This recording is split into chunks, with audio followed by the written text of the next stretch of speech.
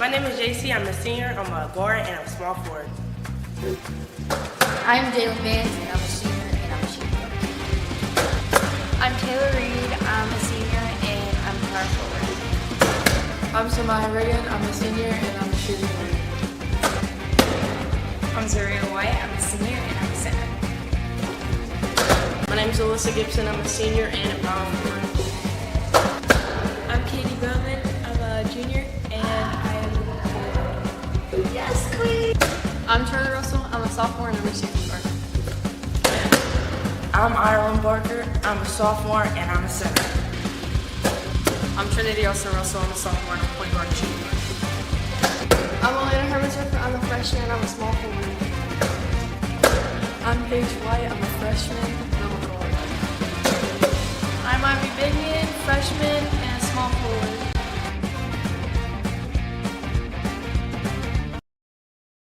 Good evening, live inside of Tex M. Williams Gymnasium on the campus of St. Albans High School. This MSAC matchup between the 9 and 10 Cabell Midland Lady Knights and your number 6, 12 and 3 St. Albans Lady Red Dragons. It's senior night here at the gymnasium. How quickly the season has went by. St. Albans with 6 seniors tonight. Not saying they will play their last game of the season because we still have a makeup game versus Nitro going on 1 week from tonight. And also we got that bid out there for that Region 3 championship still to come. And hopefully that'll take place right here also at the gymnasium here at St. Albans. Nevertheless, it will be a night to remember for these 6 seniors, as most of them has played since they've been a freshman. So it's a good evening. And it'll be big for the fans that come out tonight also. It's also a big night as far as the hardwood tonight is the MSAC opponent again is the Cabell Midland Lady Knights coming in at 9 and 10 overall, 5 and 2 in the MSAC, and they are also fighting for a higher seed. St. Albans with a victory tonight, and number 2 Spring Valley's victory over Hurricane can set up a rematch for the MSAC championships versus Spring Valley. Cabell Midlands also has 2 losses, so they're right up in there in the mix. And they also have that one big victory over Hurricane. So a lot can happen this evening. Yes, one more thing to talk about is as we move into these, talk about these seniors, J.C. Elsie. She could become a 1,000-point scorer here at St. Albans, as she is really, really close. So tonight we hope she has a good evening, and we will roll out that 1,000-point score banner and get it, well, we won't get it up on the wall, but she'll soon have one up on the wall here at St. Albans High School with several games remaining. So if you got your phone out, got your tablet out, go ahead and, if you're out there, transfer over to the big screen TV, because it's going to be a nice game tonight.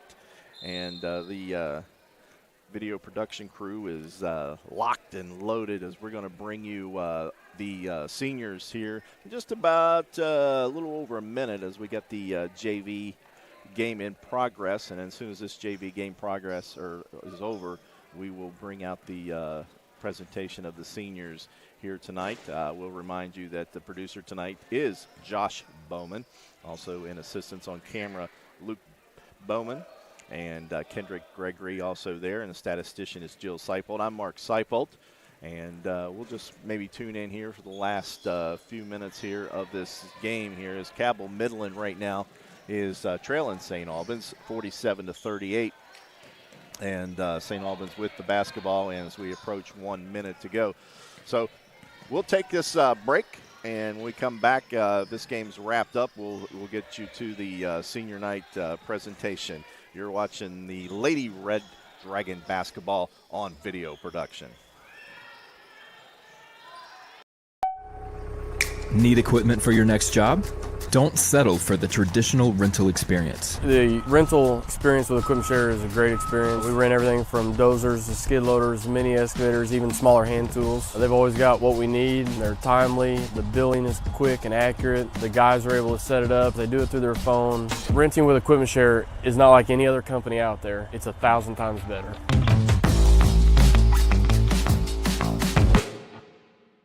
Welcome, folks, to the most mouth-watering showdown on television, the Hangry Games Ultimate Snack-Off. right here at your local Little General store. As the snacks fly and the deli slices, remember, dear viewers, every item they're using can be found at your nearest Little General store, where creativity meets convenience. Keep your appetites brave and your snacks ready.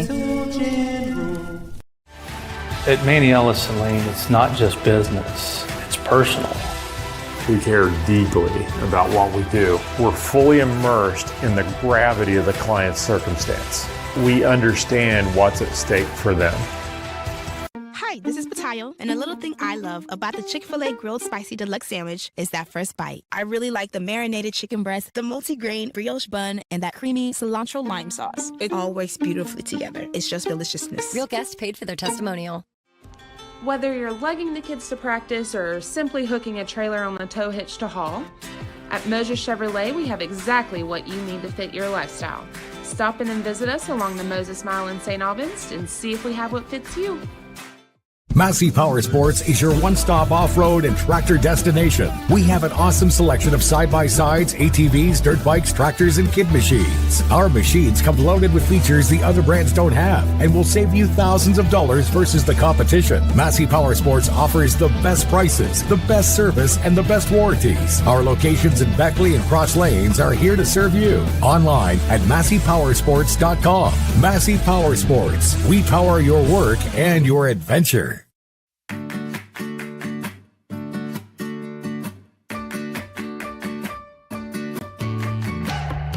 We're here to help you live well, and our new name reflects that.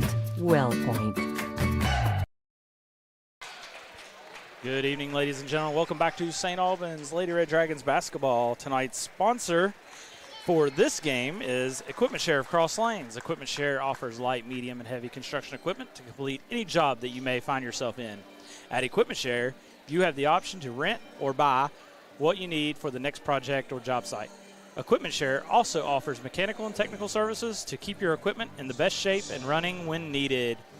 Thank you, Josh. Down here on the floor, the JV game is just concluded. It is a 48-41 victory for the St. Albans Lady Red Dragons in the JV game. Just in a few minutes, they'll be setting up here for senior night, and we will take you to that. As I mentioned, the Lady Red Dragons with 6 seniors on the team here tonight. And like I said, most of them have started as freshmen and worked their way up. And we'll get you live footage of that.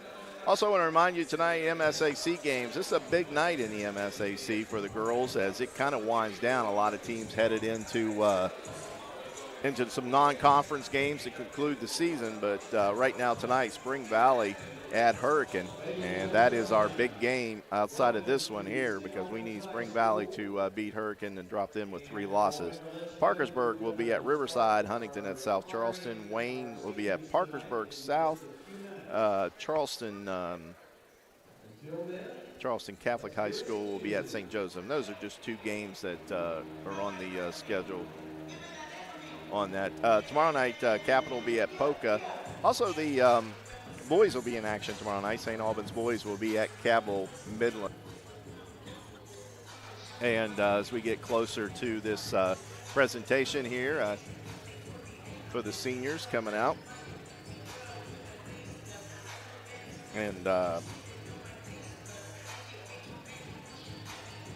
we are a little bit closer than what we were here. As we move on next week in the MSAC, as this schedule is pretty much wraps up after this week, but there is still 4 games on the schedule for next week. On the 15th, Riverside will be at Huntington. The 17th, Riverside once again will be at Capital. The 17th, Spring Valley will be at Parkersburg. And then that's also on the 17th. And the 18th, Parkersburg will be at Cabell Midland to close out the season. That will be the last game of the MSAC schedule. So tonight, the big game to get us ready for that MSAC Tournament of Champions coming up here in a week and a half or 2 weeks. Still waiting out there on the court. As actually starting a little bit early here tonight. So if you're just now tuning in and seeing it there, the JV game just concluded, and we are trying to wrap things up here so we can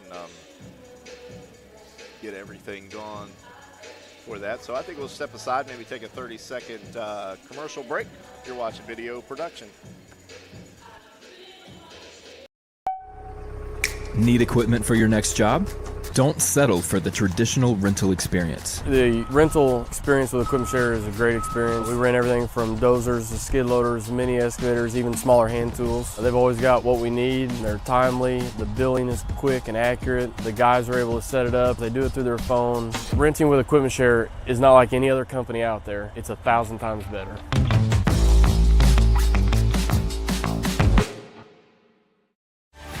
At Manny Ellison Lane, it's not just business, it's personal. We care deeply about what we do. We're fully immersed in the gravity of the client's circumstance. We understand what's at stake for them. Hi, this is Patayo, and a little thing I love about the Chick-fil-A Grilled Spicy Deluxe Sandwich is that first bite. I really like the marinated chicken breast, the multi-grain brioche bun, and that creamy cilantro lime sauce. It all works beautifully together. It's just deliciousness. Real guest paid for their testimonial. Whether you're lugging the kids to practice or simply hooking a trailer on the tow hitch to haul, at Moses Chevrolet we have exactly what you need to fit your lifestyle. Stop in and visit us along the Moses Mile in St. Albans and see if we have what fits you.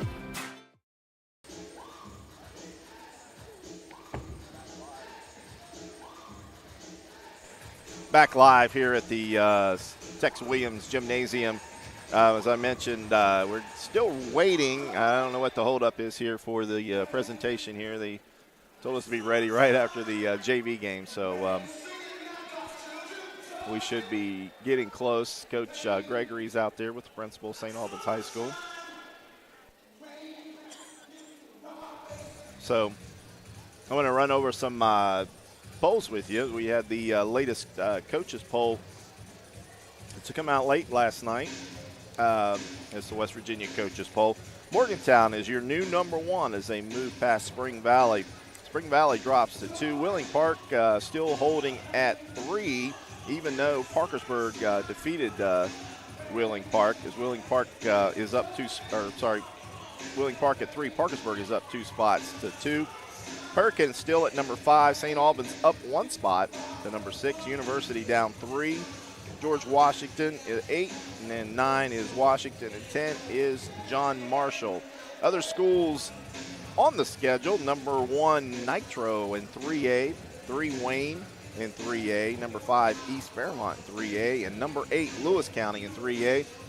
And a reminder, that game is coming up this weekend on Saturday, and that game will be at Lewis County. Another couple other ranked teams on the St. Albans schedule this season.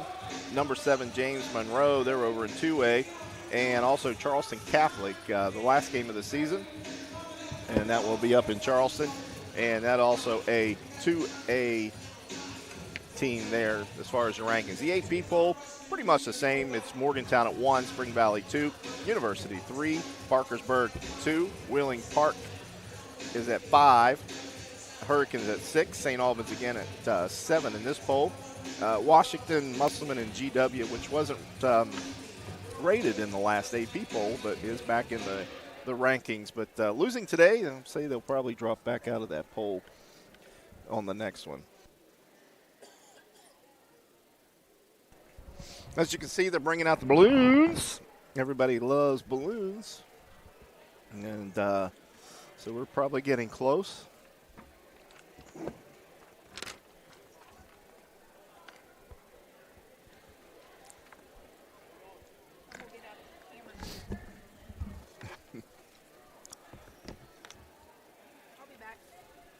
And still waiting as we got to get everything perfect. And joining me now, Mr. Eric. Yeah, I promised to be on time, but I couldn't find a place to park. Yeah. So packed. Well, somewhere's packed here tonight because it was tough sledding out there in the parking lot. The early crowd You know, everybody, we started a few minutes early to get this in, so. And now Alan's back as the public address announcer. We can hear him clearly. So we'll give it to Alan right now to bring you the seniors from here.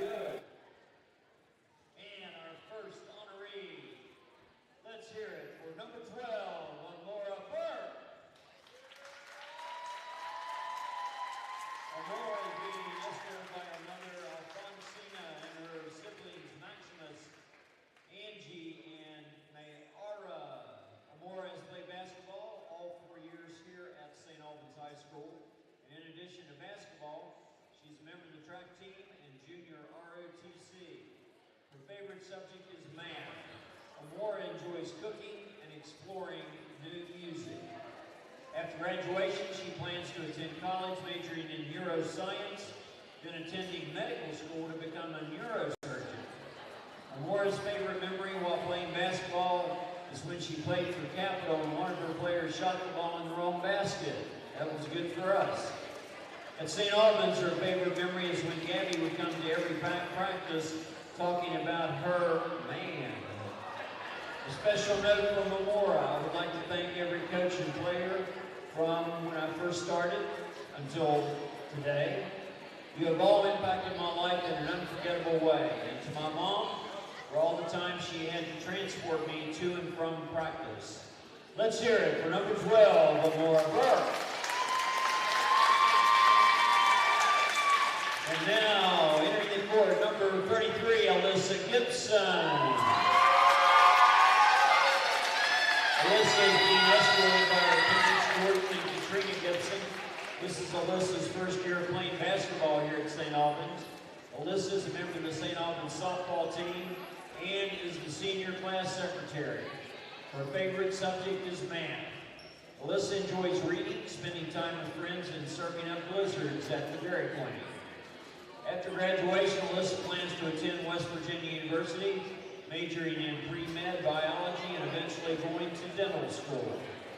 Alyssa's favorite memory of playing basketball is watching film of the team and seeing Coach Elias get really stressed out and flapping his arms like a bird trying to fly away. I don't think I would have said that.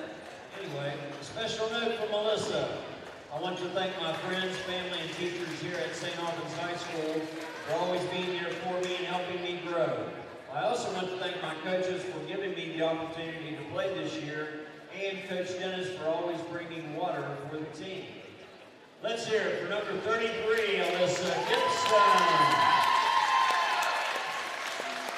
And now for number 24, Zilrea White.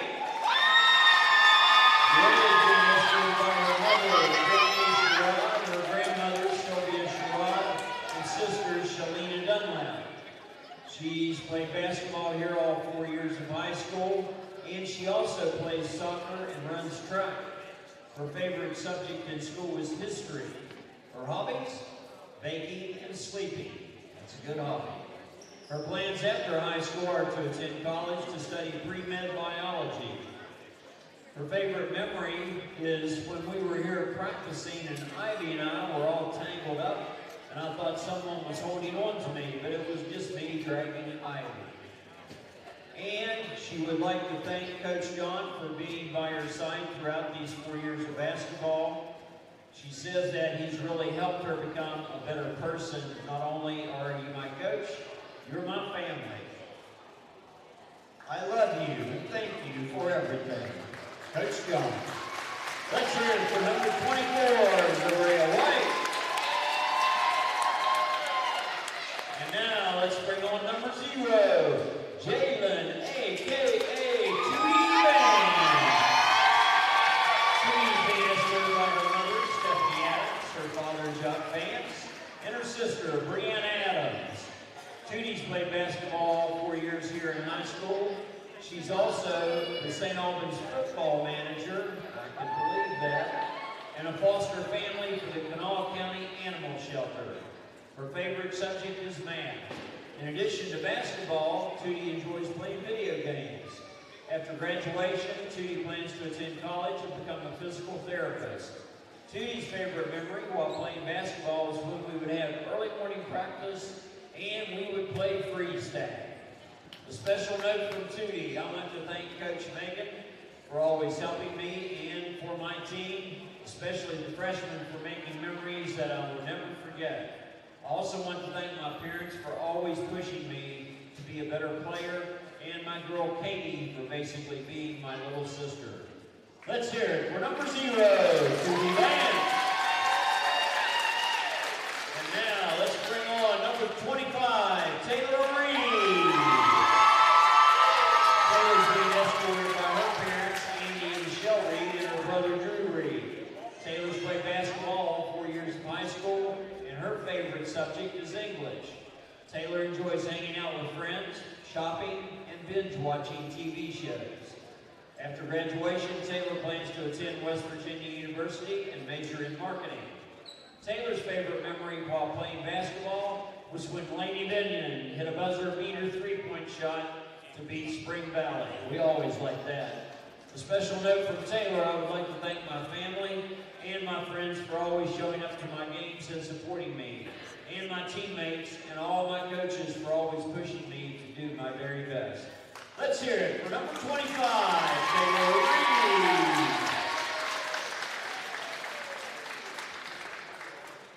And now entering the gym, number 15, Samaya Regan. Samaya is being escorted by her mother, Susan Regan, and her grandparents, Tommy and Linda Regan, Hayden Regan, and Zayden Foster. Samaya has played basketball all 4 years here at St. Albans High School. Her favorite subject is math. After graduation, Samaya plans to attend West Virginia University, majoring in exercise physiology and becoming a physical therapist. Samaya's favorite memory while playing basketball is us beating Parkersburg in the sectional championship game during her sophomore year, cutting down the net and hosting the regional tournament here at St. Albans. A special note from Samaya. I want to thank all of my supporters like my mom. I wouldn't be here today playing the sport that I love without her. She pushes me so hard for everything I do.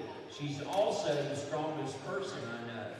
Also want to thank my coaches for believing in me this year. One special thanks to Coach John for being by my side for the last 4 years and always listening to the new stuff going on in my life. He has been the best help for me and the girls. Let's hear it for number 15, Samaya Regan.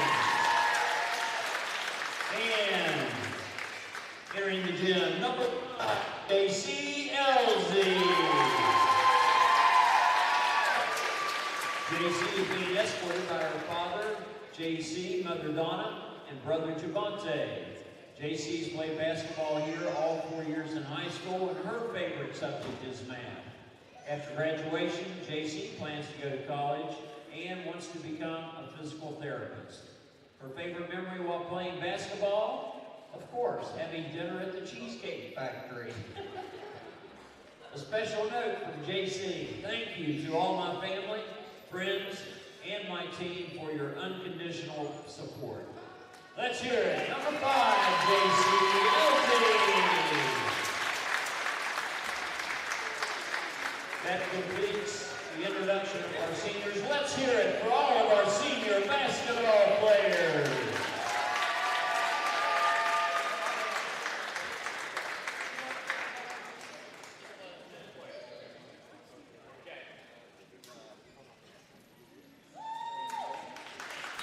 All right, back live here as you saw the presentation to the seniors, and I was wrong. We had one extra one there on me, but sorry about that. Maura Burke, not on my roster there. Number 12, Alyssa Gibson, also J.C. Elsie, and Jalen Vance, Tootie Reed,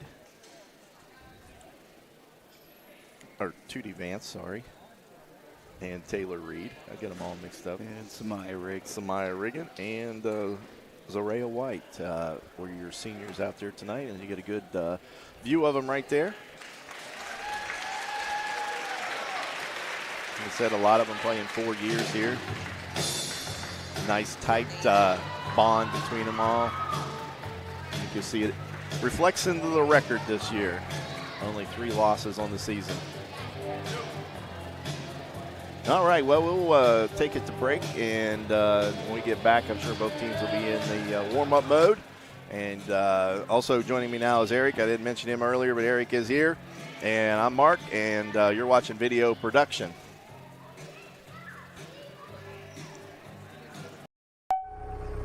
Need equipment for steps, man.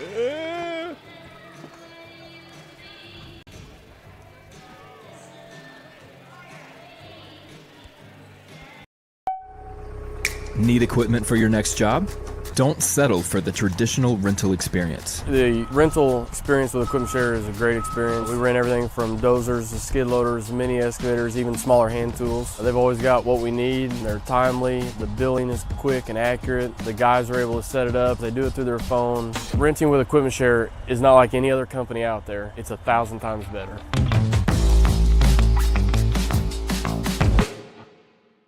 Welcome, folks, to the most mouth-watering showdown on television, the Hangry Games Ultimate Snack-Off, right here at your local Little General store. As the snacks fly and the deli slices, remember, dear viewers, every item they're using can be found at your nearest Little General store, where creativity meets convenience. Keep your appetites brave and your snacks ready.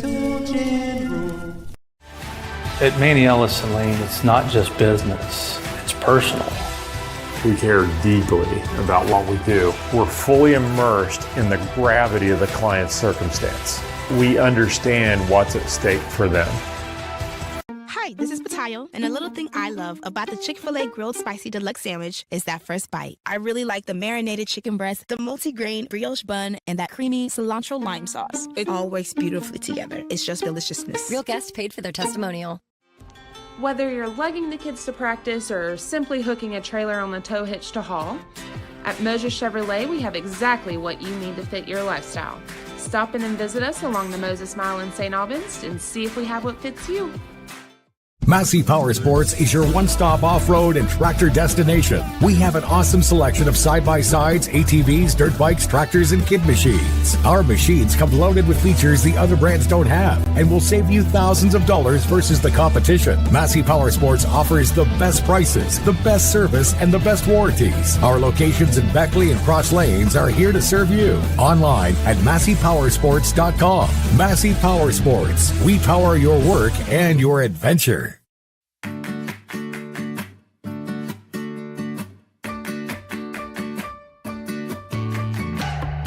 We're here to help you live well, and our new name reflects that. WellPoint. Back live at St. Albans, Tex Williams Gymnasium, part of senior night. And we are joined with Coach Gregory. Coach, first year, yep, first senior night. You're about to have a 1,000-point score, a victory tonight. Victory by Spring Valley. You could be finishing second in the MSAC in the first year. What are you feeling right about now? It's sometimes I feel like the dog that caught the car. You know what I mean? Like, and you don't exactly know what to do with it. I still think that all the time. That, you know, I remember coaching second and third grade all-star games and getting blown out 72-5. So to be in a situation like this with a team like this, with a group like this, I mean, it's a credit to them and my coaching staff, and kind of sometimes it's good to just sit back and enjoy the ride. You know what I mean? Watched a little bit on these. Eric, you can join in too. Eric's seen them play once this year also. They kind of mirror you guys. I mean, first-year coach, they're more of a jump shooting team. I don't think they don't have dominators inside, right. You know, post players. Well, the thing is Coach Smith, I know a little bit from the boys' side because she was over with Cabell Midland boys for a long time when her sons were over there playing. And she could X and O me under the table. Like, she is an absolute brilliant coach just from watching her and seeing the way she conducts herself. I mean, what she's got out of these kids is really, really impressive. And yeah, they are a little bit of a jump shooting team, but when you watch them, they really run their stuff well. They know what their identity is, and she's gotten every bit out of them that you can get out of them. I mean, you look at some of their scores, the Hurricane win, you know, they've been really competitive in other games. They've got big wins. So they were real close to a Washington team that was pretty good. That's pretty good right now. So definitely nothing to take lightly, for sure. Eric was telling me that the sophomore Gracie Day is a real good spot-up shooter. Yep. Catch and shoot kind of person. Well, honestly, I watched them when they played Hurricane, and they got pistol hot. I mean, they were just shooting and hitting everything. So they're very capable of shooting you out of the gym if you let them just get up open, uncontested shots. Yeah, they're streaky. When I saw them against Nitro, so hopefully that might be the only time I bring up Nitro this broadcast.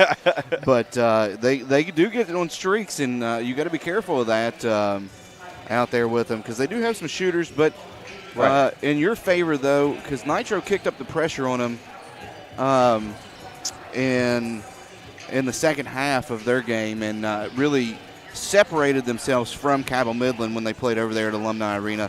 And your team has been awesome on defense, especially with the pressure here of late. Yeah, I mean that's the identity at this point. That's what's keeping us on the streak we're on, and I think we're probably around 28 points a game or whatever Mark had mentioned the last time that we were here on Monday, and we kept on that streak. That's what kept us in on Monday. Under 30 points. So if we're going to defend at that clip, I feel good about where we're at. Defensively, what do you think they'll try to do to you guys? I don't know, because she's such a good coach. I would expect.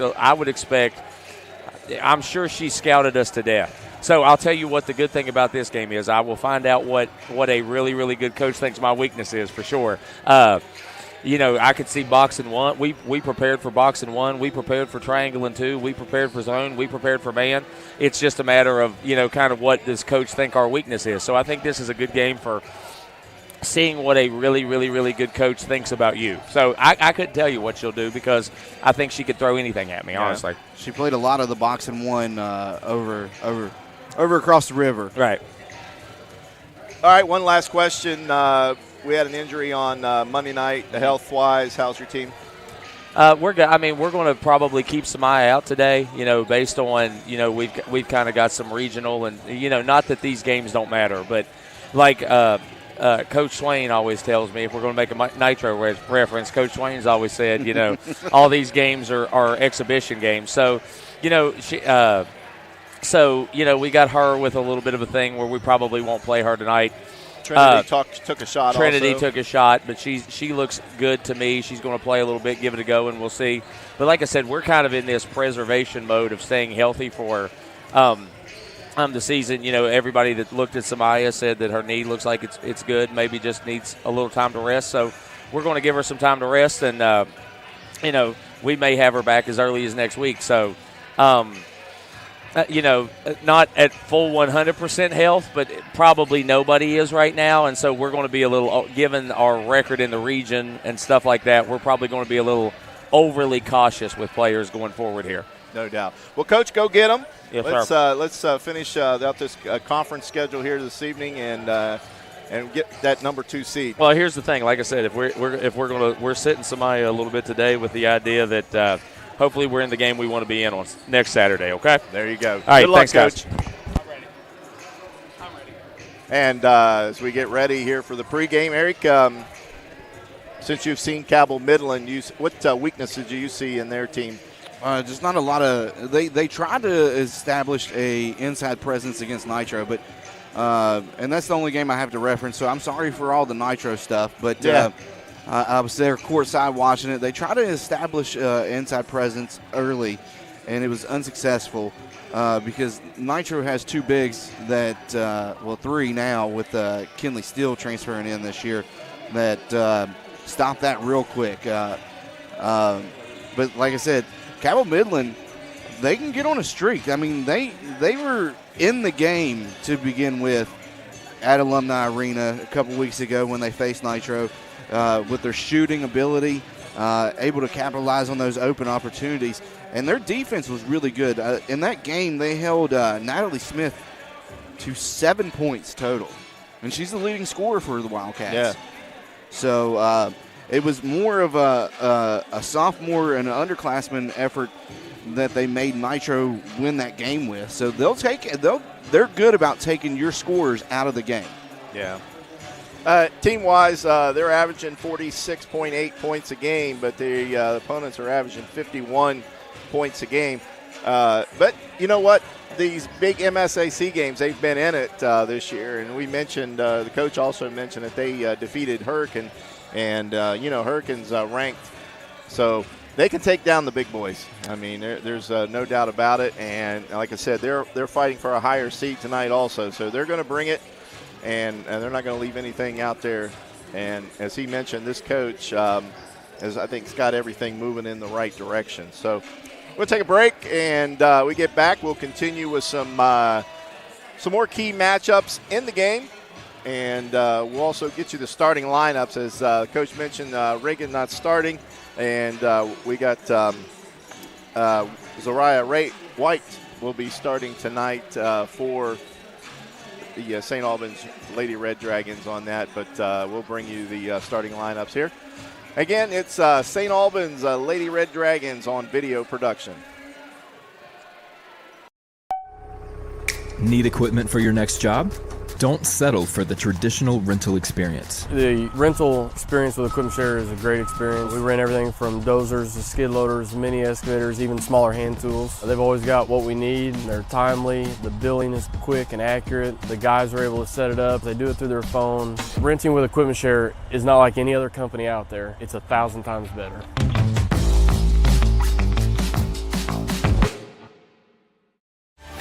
At Manny Ellison Lane, it's not just business, it's personal. We care deeply about what we do. We're fully immersed in the gravity of the client's circumstance. We understand what's at stake for them. Hi, this is Patayo, and a little thing I love about the Chick-fil-A Grilled Spicy Deluxe Sandwich is that first bite. I really like the marinated chicken breast, the multi-grain brioche bun, and that creamy cilantro lime sauce. It all works beautifully together. It's just deliciousness. Real guest paid for their testimonial. Whether you're lugging the kids to practice or simply hooking a trailer on the tow hitch to haul, at Moses Chevrolet we have exactly what you need to fit your lifestyle. Stop in and visit us along the Moses Mile in St. Albans and see if we have what fits you. And back live at Tex Williams Gymnasium. A couple things tonight, besides outside of senior night. As we mentioned, JCLC is on a career path of 1,000 points here this evening. And we will let you know, and I figure everybody else will let you know here once he hits that plateau. Also tonight at halftime, we'll have the chance to shoot. Hey, I brought some money for that. And Eric, he's a big-time shooter. And we won't yell air ball this time. Call it as it is. Yeah, you can't be biased without me out there shooting. I try my best. I got my work boots on though again, so. I got my work boots. It gives him his crutch there. Also, third quarter, one of these St. Albans students here tonight will be taking home a brand new television, and that'd be worth it. I'd come out just the games, just to have a chance to win the television. I like to see one of the guys from St. Albans win it. I think it's been all females win that TV. I guess maybe girls basketball. That's you get the girls to come, but but we've seen boys basketball players at these games, so they just come for the shot. Is that what it is? I think so. They just sneak in here for the halftime shot and don't put their name.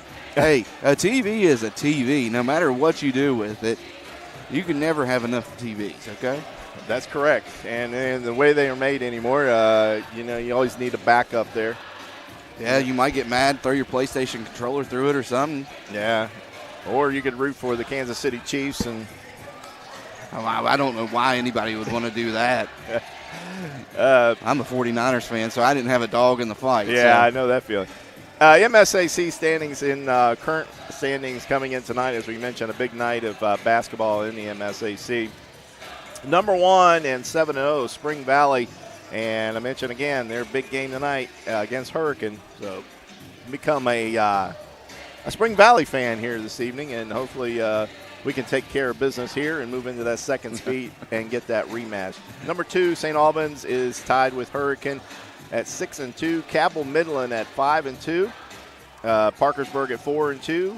G-Dub 6-3. Huntington 1-6, which we just seen the other night. Capital 1-7. South Charleston 1-7. And Riverside still looking for their first win at 0-6. So big game tonight. I think crowd's looking pretty decent now. We're getting a big crowd in here. And you saw there the Dragons are out here at Tex Williams Center, or Gymnasium. I'm sorry, I keep calling it Center.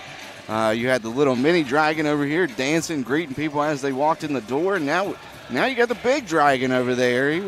They were getting down a little bit.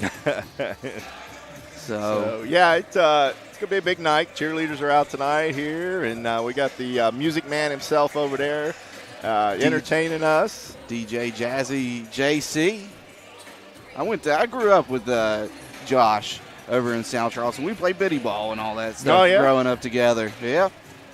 He's I've been here 3 years. He's been here all 3 years. I don't know if he was here before that, but he definitely puts on a nice show. I think he does a lot of the school dances. And all right. Here we go. We got the Dragons coming together to make one big force if you look at your camera now. You're trying to get the little Dragon. Where's the... Yeah, there we go. You got both Dragons. That's double Dragon power here tonight for the Lady Dragons, as they look to continue this streak they're on against the Lady Knights here of Cabell Midland, who are no slouch opponent, even though their record is not as good. But they have some ball players. They can play lights out on the offensive game.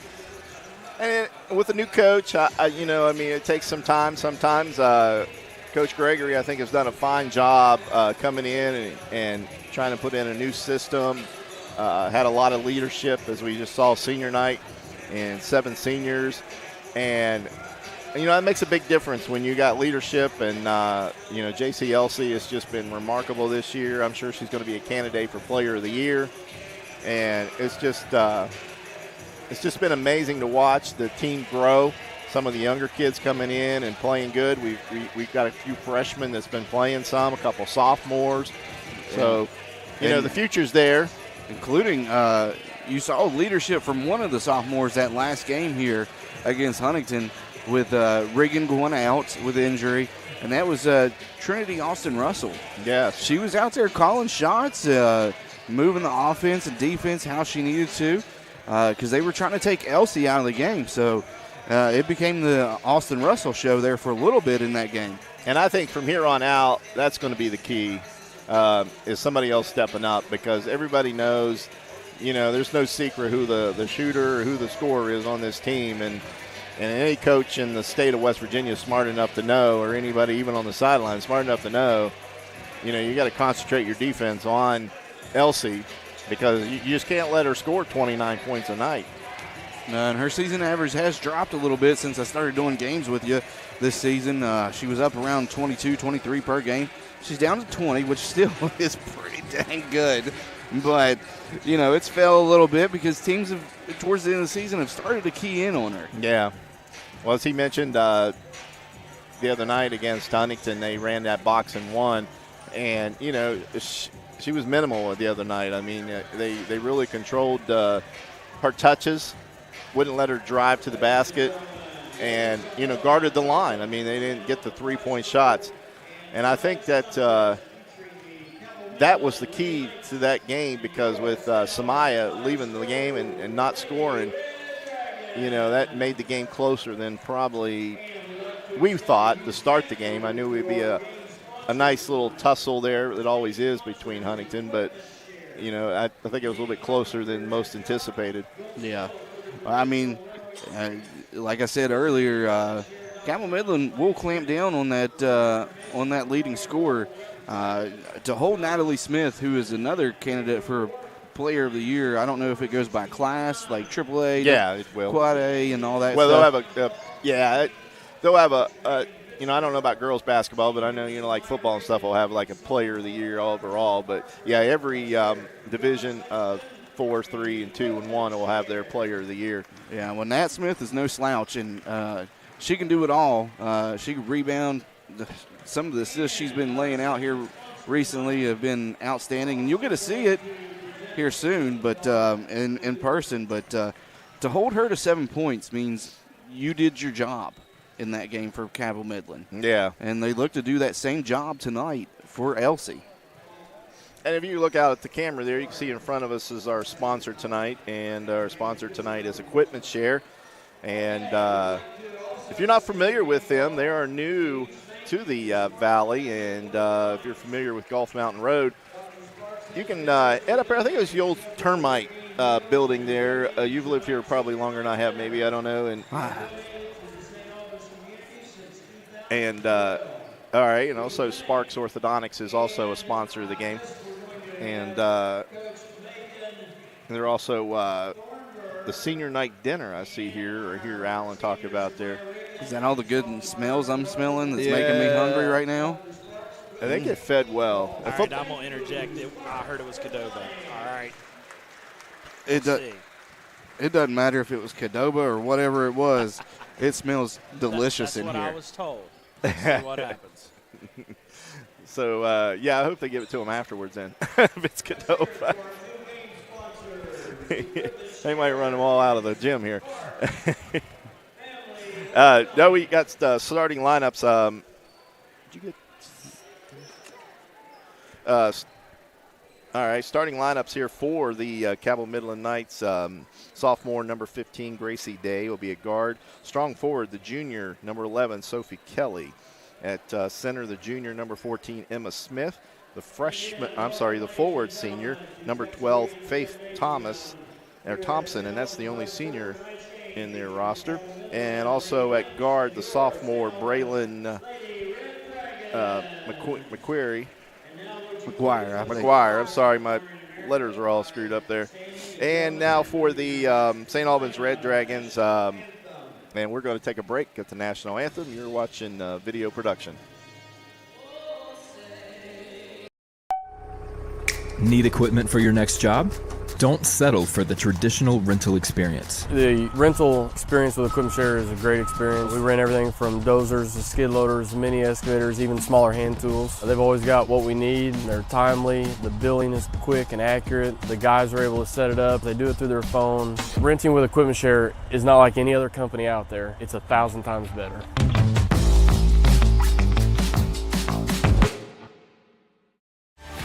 At Manny Ellison Lane, it's not just business, it's personal. We care deeply about what we do. We're fully immersed in the gravity of the client's circumstance. We understand what's at stake for them. Hi, this is Patayo, and a little thing I love about the Chick-fil-A Grilled Spicy Deluxe Sandwich is that first bite. I really like the marinated chicken breast, the multi-grain brioche bun, and that creamy cilantro lime sauce. It all works beautifully together. It's just deliciousness. Real guests paid for their testimonial. Whether you're lugging the kids to practice or simply hooking a trailer on the tow hitch to haul, at Moses Chevrolet we have exactly what you need to fit your lifestyle. Stop in and visit us along the Moses Mile in St. Albans and see if we have what fits you. Welcome, folks, to the most mouth-watering showdown on television, the Hangry Games Ultimate Snack-Off, right here at your local Little General store. As the snacks fly and the deli slices, remember, dear viewers, every item they're using can be found at your nearest Little General store, where creativity meets convenience. Keep your appetites brave and your snacks ready. And back live here at the stadium here this evening. And again, starting lineups for the St. Albans Lady Red Dragons. You can see number 2, Trinity Austin Russell. Number 5, J.C. Elsey. Number 0, Tootie Vance. Number 24 is Araya White. 25 is Taylor Reed. And I mentioned Taylor Reed last because she was the Moses Auto Group Player of the Game last game. And that will be coming up, concluding of today's game, is the Moses Auto Group Player of the Game. So hopefully the Lady Red Dragons got that extra rest with that 2-hour delay the other day after that battle they did with Huntington High here. Got 3 good officials here this evening. And now we'll get you the starting lineups here for the St. Albans Lady Red Dragons.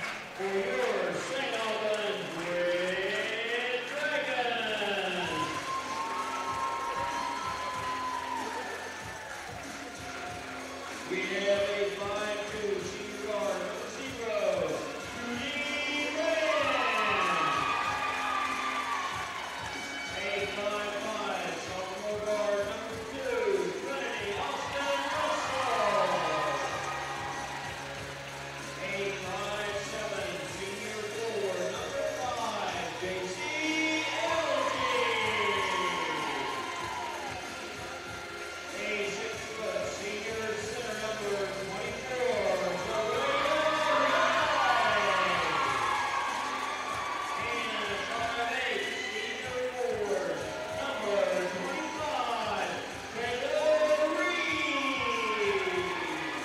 The head coach of the Red Dragons is Elias Gregory, assistant by John Austin, Megan Thornburg, Candace Wood, and Dennis Thornburg. Good job, Alan. It's good to see Alan back in the public address announcer's spot there. I know a lot of you around the St. Albans area love his voice. Voice of the Civic Center there, Eric. I don't know if you recognized that or not during the state tournament games. I did not. I feel bad for him, though. That was a lot of reads to read, a whole bunch of ads and everything else, because there was a chance that you were going to have to do it at regionals and sectionals last year, do all those ad reads. And I ended up having to read some of them, but they never got played, so I wasted my time on that. Yeah. White with the jump there for the St. Albans team, and number 11, Sophie Kelly, had the jump. And this time there's a three-pointer right off the bat there by Gracie Day. She's turning this night into her day, getting that early three-pointer there. Elsie takes the shot just at the foul line. Just barely gets the front of the iron and goes out. Rebounded there by Emma Smith, and then nearly turned over there, but the ball goes out of bounds to Cabell Midland. Now Thompson going to get it into the corner. Good play on the ball by Trinity Austin Russell, caused Smith there to take her off the ball and hit off her leg and go out of bounds. First turnover this evening for either team. Elsie over here on the left side. Tootie Vance, this time a three-point shot, this time by Elsie, doesn't go. And the rebound cleared once again for Cabell Midland. Quickly up court comes the Knights. Inside Emma Smith as she kicks it back around and moves it around the perimeter to McGuire. And there's Day again. Day's shot is an air ball taken there by Elsie on the weak side.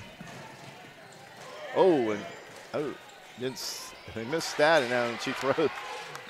Elsie's pass is stolen away there by number 5, McGuire. She'll also get hit with the foul there. Elsie did, reaching across.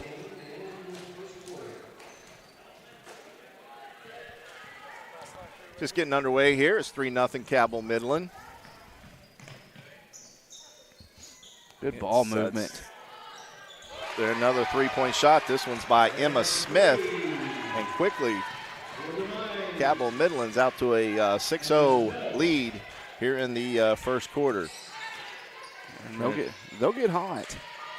That is for sure. It's a game of streaks. Elsie into the lane, loses her footing, loses the ball for her second turnover. Picked up there by Emma Smith. And quickly down court comes Cabell Midland, and the shot there taken by Day doesn't go. Cleaned up there by Sophie Kelly on the rebound and puts it right back in. 8-0 Lady Knights. Midland has come out hot. And they always start hot. Elsie's got a nice lane, takes it and scores it. So J.C. Elsie picks up her first field goal of this evening. And you're going to have a 30-second timeout taken by Coach Gregory after that first basket for the Red Dragons there. Well, Eric, so far, Cabell Midland is showing good ball rotation. The 2 threes they had, they were wide open. They had another one by Day that she shot up an air ball, but nonetheless, she was still a wide open shot. Yeah, and And then Kelly stepped up in the paint there to get that rebound and put back. And they tried to establish that. They tried to establish the paint play and post play with Kelly when I saw him in person. Didn't go so well for him. And it looks like they're not doing it this evening so far, but they're using her as a pivot person to create those lanes to get those open outside shots. All right, here comes Cabell Midland up the court. It's McGuire. McGuire guarded there by Tootie Vance inside, and then kicks it back out to Day. And that's right on cue of what I was saying.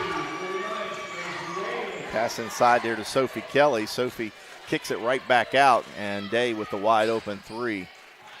Trinity Austin with the shot, hits off the back of the iron, and rebound cleared there by Cabell Midland's number 12, Faith Thompson. Quickly running down the court is another shot there by Day. Doesn't go. Rebound by Charlie Russell that just checked into the game.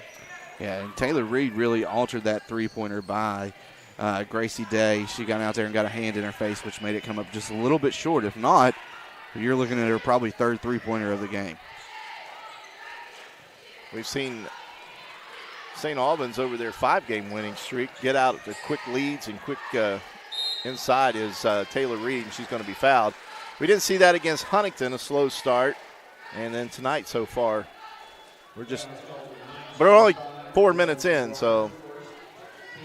McGuire picks up her first foul, and it'll send Taylor Reed to the line to shoot two to try to cut into this 9-point advantage that the Lady Knights have. Taylor Reed, a 31% foul shooter. She missed the first there. As a team, St. Albans not a real good foul shooting team. The second shot is up off the front of the iron, and she misses that one also. McGuire with the rebound as she brings it up court today, inside to Emma. Emma's shot, turnaround jumper doesn't go. Elsie with the rebound. I'm sorry, that was Sophie Kelly with the shot, doesn't fall. Elsie once again, she's going to drive it down the lane, lays it up off the back of the iron, no good. She tried to go back for a rebound, doesn't get it. She's got to be careful there. She tried to get a little tight there on the point guard there, McGuire. McGuire with a good heads-up play to get her head up and find Emma Smith. Her second field goal of the game, 5 points here in the first quarter. I'd like to see on this possession from the Lady Red Dragons is them crash the board after the shot. They've kind of been standing and looking. Nearly thrown away. Trinity Austin over to Charlie Russell. Charlie Russell's shot is blocked. Blocked out of bounds, or they're giving it to St. Albans, I guess. Yeah. Emma Smith with the block. Good closeout defense there. Inside to Elsie. Elsie puts the ball on the floor. Guarded there by Faith Thompson. Over to Trinity Austin. Kicks it out to Reed. Back around the top. Trinity Austin from the top of the key. Count it. There's Russell's second look at a three ball, and she got that one to go. Good ball movement there by the Lady Red Dragons on that series. That's something we haven't seen so far. Trinity Austin needs to be the scorer here tonight to make up the points from Samaya Riggin. Day once again from three. Count it. That was actually Smith there. Smith's having a big old game. 8 points here in the first quarter.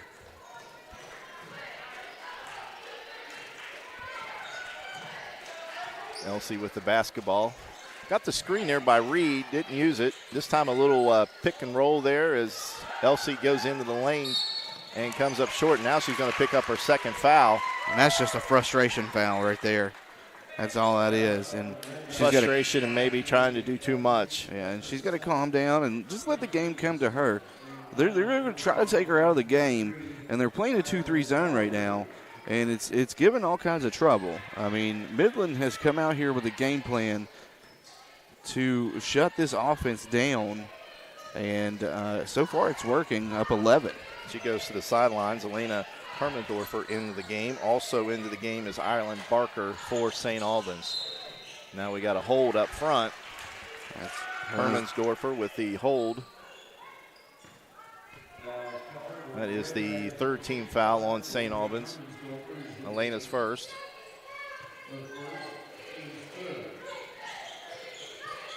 Tootie Vance got a hand on that inbound.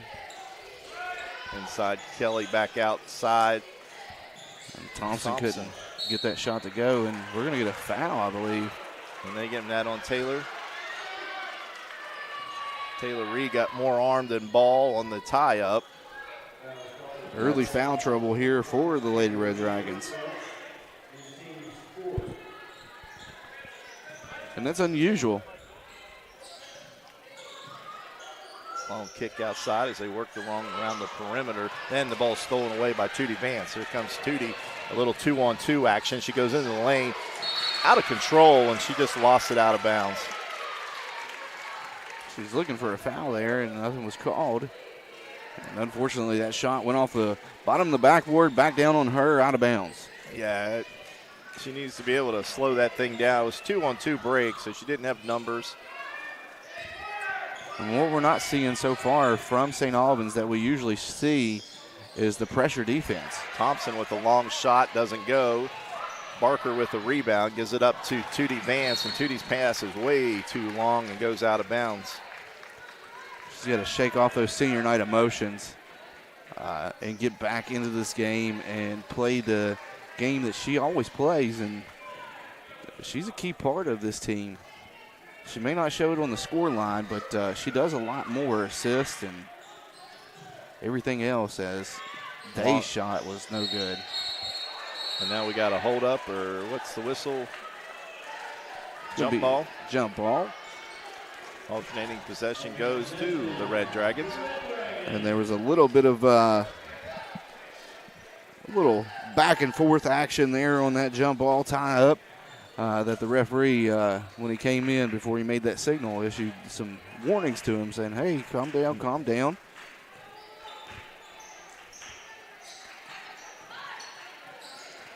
Inside to Barker. She kicks it back out to Vance. Vance's three doesn't go. Rebound. Taylor Reed way too strong on the board. She gets her own rebound, gives it to Vance. Back out to Trinity. Trinity's shot's good. Trinity's second three of the first quarter.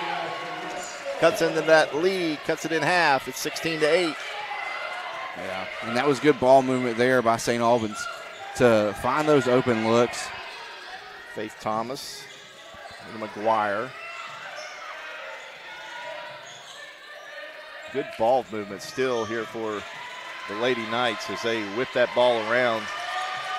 Ball has only touched the ground twice, 3 times now. Kelly's shot is an air ball, rebounded there by Taylor Reed. Gives it to Trinity. Trinity all the way to the goal, and she's going to be fouled. She'll get 2. I believe that's going to be on Kelly. Trinity back down on the ground. We saw that a lot at Huntington the other night, as she had 5 drives that resulted in free throws for her in the first half. Trinity's first shot is good. It's like she's been in the gym working on that free throw shooting. The other night she's 5 of 11 in the first half, and then she struggled throughout the second, and she goes 2 for 2 there. It's a good thing my jinx isn't on tonight. 16-10, 22 seconds here in the first quarter. Maybe some just senior emotions to start the game. Inside Sophie Kelly, she kicks it around. She got away with a travel, I believe, unless that ball was considered loose in her hands. Wire gives it back inside to Kelly. Nice little move. She turns around and shoots it and scores it. Sophie Kelly's second field goal in the first quarter. So we played 1 here tonight. The score is Cabell Midland 18 and your St. Albans Lady Red Dragons 10. You're watching Lady Dragon basketball on video production. At Manny Ellison Lane, it's not just business, it's personal. We care deeply about what we do. We're fully immersed in the gravity of the client's circumstance. We understand what's at stake for them. Hi, this is Battaglia. Patayo, and a little thing I love about the Chick-fil-A Grilled Spicy Deluxe Sandwich is that first bite. I really like the marinated chicken breast, the multi-grain brioche bun, and that creamy cilantro lime sauce. It all works beautifully together. It's just deliciousness. Real guests paid for their testimonial. I'm off. Back live here at Tex Williams Gymnasium in St. Albans, West Virginia. Joining us tonight for this MSAC matchup between the Cabell Midland Lady Knights and your Lady Red Dragons. Their score right now is 18-10 in favor of Cabell Midland.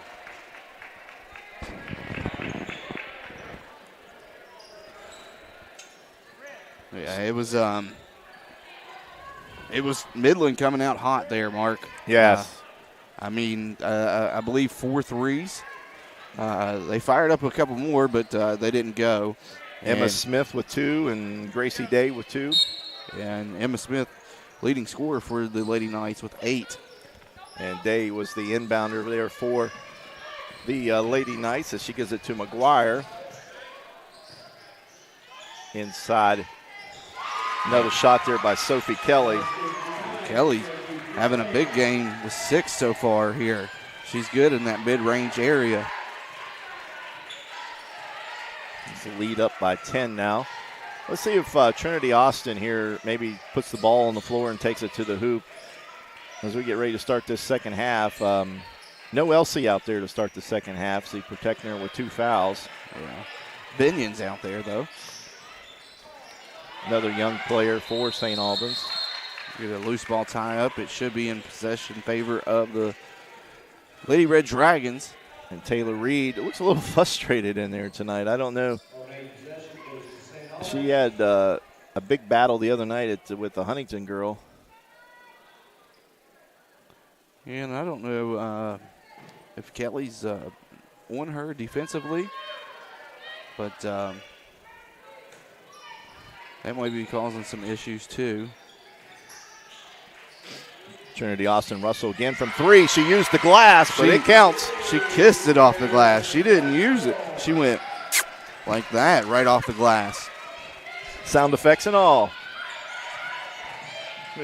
McGuire with the basketball. Now the lead to 7. Gracie Day. Guarded tough by Trinity Austin Russell. This time, a nice block by Taylor Reed, but Sophie Kelly, I think, is going to go to the line for 2 shots. I don't know who they got on the foul, and they're going to give that to Reed. Reed the other night, the Moses Auto Group player of the game. I think she ended up with 5 blocks in that game.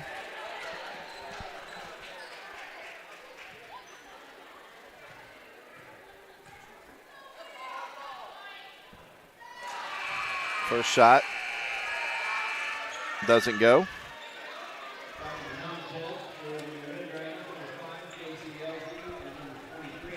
And now we get J.C. Elsie coming in here in the second quarter.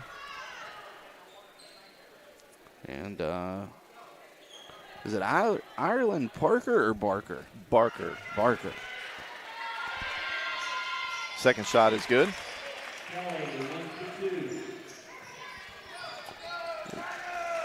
21-13.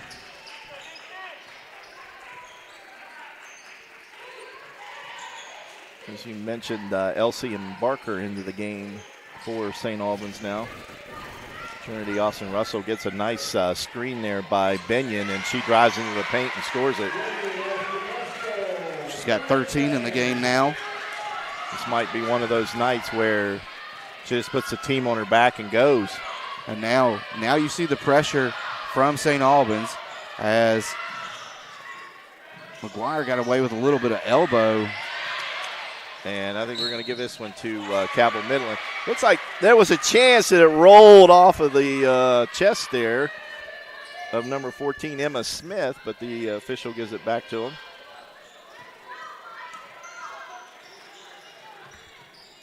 Inbound to Smith, to McGuire.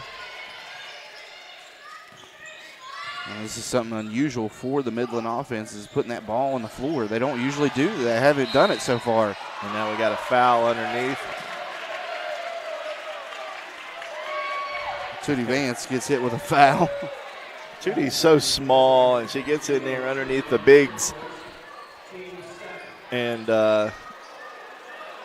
sometimes you kind of lose track where she's at.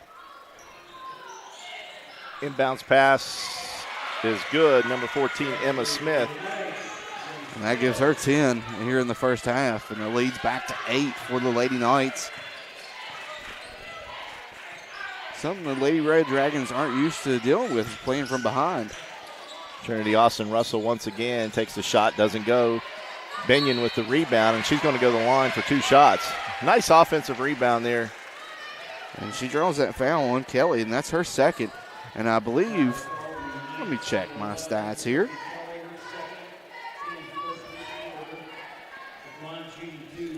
In Kova replay here, you can see Ivy Binion get that rebound off of Barker's hand and goes straight back up with it.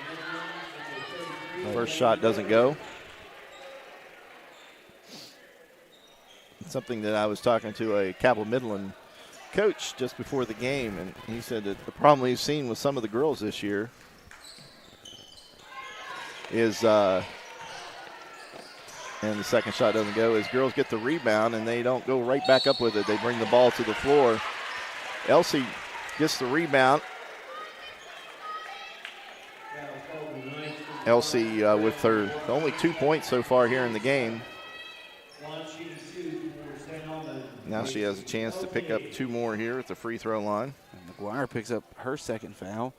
I was looking back at the Nitro game as Elsie gets the home roll there. Charlie Russell's going to check back in for Binion, but I was looking back at my stats from the last time I saw Midland play, and Kelly got into early foul trouble in that game. She ended the game with 4, so somehow she managed to stay in the game, but she's already got 2 here, so that's something to keep an eye on. Second shot is good. Good opportunity right now for St. Albans to get back in the game with her sitting on the bench. Yeah, it takes that presence out as number 2 Atkins checked in. And there we go. Elsie with the steal. Up court, Charlie Russell loses the handle on it, and it goes out of bounds, and I think they're going to give it to St. Albans. Looks like it rolled off the back here of Emma Smith. Audrey Atkins in the game for Cabell Midland. Got a 30-second timeout here by the coach of Cabell Midland, so we'll stay right here. 23-17, and with Sophie Kelly on the bench there, Eric, I think it's a good opportunity to use the inside game. We saw it the other night. Elsie driving to the hoop, Trinity Austin driving to the hoop, and I think tonight, or with her on the bench, I think it's a good opportunity for coach to take advantage of that. Yeah, I'd like to even see when she's back in the game, still try to attack the hoop there to get her into more foul trouble so she is taken out of this game. I mean, I hate to say that and be biased, but that would be my plan as a coach is since she's got 2 fouls, next time she's in the game, I'm going to attack. Yeah. Elsie gets the ball out above the three-point line. Trinity Austin over to Barker. Barker, nice pass to Tootie Vance. Toot. Oh, my goodness. Barker with a sweet pass. Full court pressure now by the Red Dragons. It's broken there by Cabell Midland. Also back in the game is Berger, or in the game for the first time is Berger, and she can shoot too. And we saw Berger in the JV game. And we got a timeout. I think Coach Gregory saved a possession there possibly. It was a jump ball. No, he got the timeout before the jump ball was called, so I'm not sure if that was a full. 30-second. So the possession arrow is pointing toward Cabell Midland, so. But it should be SA's ball coming back out because he was able to get that timeout right before the tie-up. So good heads-up call there by Elias Gregory. And, you know, we always don't talk great about him, but, you know. Yeah, that was a great timeout there. 19-23 And saved his team a possession. St. Albans trying to get back into this game here. Chance to get down to a one-possession game here on that fast start. Inside pass to from Reed to Elsie. Broken up and knocked out of bounds off of St. Albans. His last touch by Reed. As her and Berger were down there battling for that ball. Full court pressure again by St. Albans. A nice trap there in the corner. And, nearly stolen away there by Tootie Vance and JC as they verged on that ball. Elsie originally got that tip right there that caused the loose ball and just too close to the sideline. Berger with the basketball. And this pressure should cause a little bit of chaos on Midland. And you're seeing it right there. The pressure is. We're not seeing that crisp passing. Elsie all the way to the hoop, and we're going to get a block foul. Good call. I thought maybe he was going to set up for the charge, but she didn't get back, didn't get her squared up. The Encova Insurance instant replay, as you can see, and we're a little late on that coverage there, but as you can see it. Telling you, that producer up there. So Elsie back to the line. She's 2 for 2 and 3 for 3. And we're going to try that again. You can see Elsie come down, and you can see her. She just never really stopped to set up to take that offensive foul. She was continuous moving and just stepped in front of Elsie. And that's a key foul too. Is McGuire, who is usually the point guard for Midland. That's her third foul, and she headed to the bench after that. And the second shot is good. JC Elsie with 4 foul shots, 1 field goal, 6 points here in the game. And number 12, Faith Thompson with it. Kicks it inside as we see Sophie Kelly back in the game. Inside shot taken there by Moore. Doesn't go. Outside shot taken by Gracie Day, and that one does. That's her third three-pointer of the game. Second opportunities there. The first shot, no one boxed out. And that's where you can't force that pass. Go closer and get them to leave their feet and drop that bounce pass to the corner. They were playing that. Tootie Vance all over Gracie Day, and they're going to give her with a foul. And she's using that forearm, and that's what they get her with. Second foul. Team fouls for this quarter are even at 3. Faith Thomas gives it to Sophie Kelly. Her shot's long. Elsie with the rebound. Elsie stops, gives it to Vance. Vance is tripped, but she gets the ball over. I don't know if that was a pass or just Trinity Austin just being in the right place at the right time there. I'm going to give her the assist. And Austin Russell picks up a foul, trying to overplay that ball there. Got there a little bit too late. 14 fouls on the Lady Red Dragons. They're going to have to be careful, or they're going to be sending the Lady Knights to the line the rest of the quarter with 3:08 left.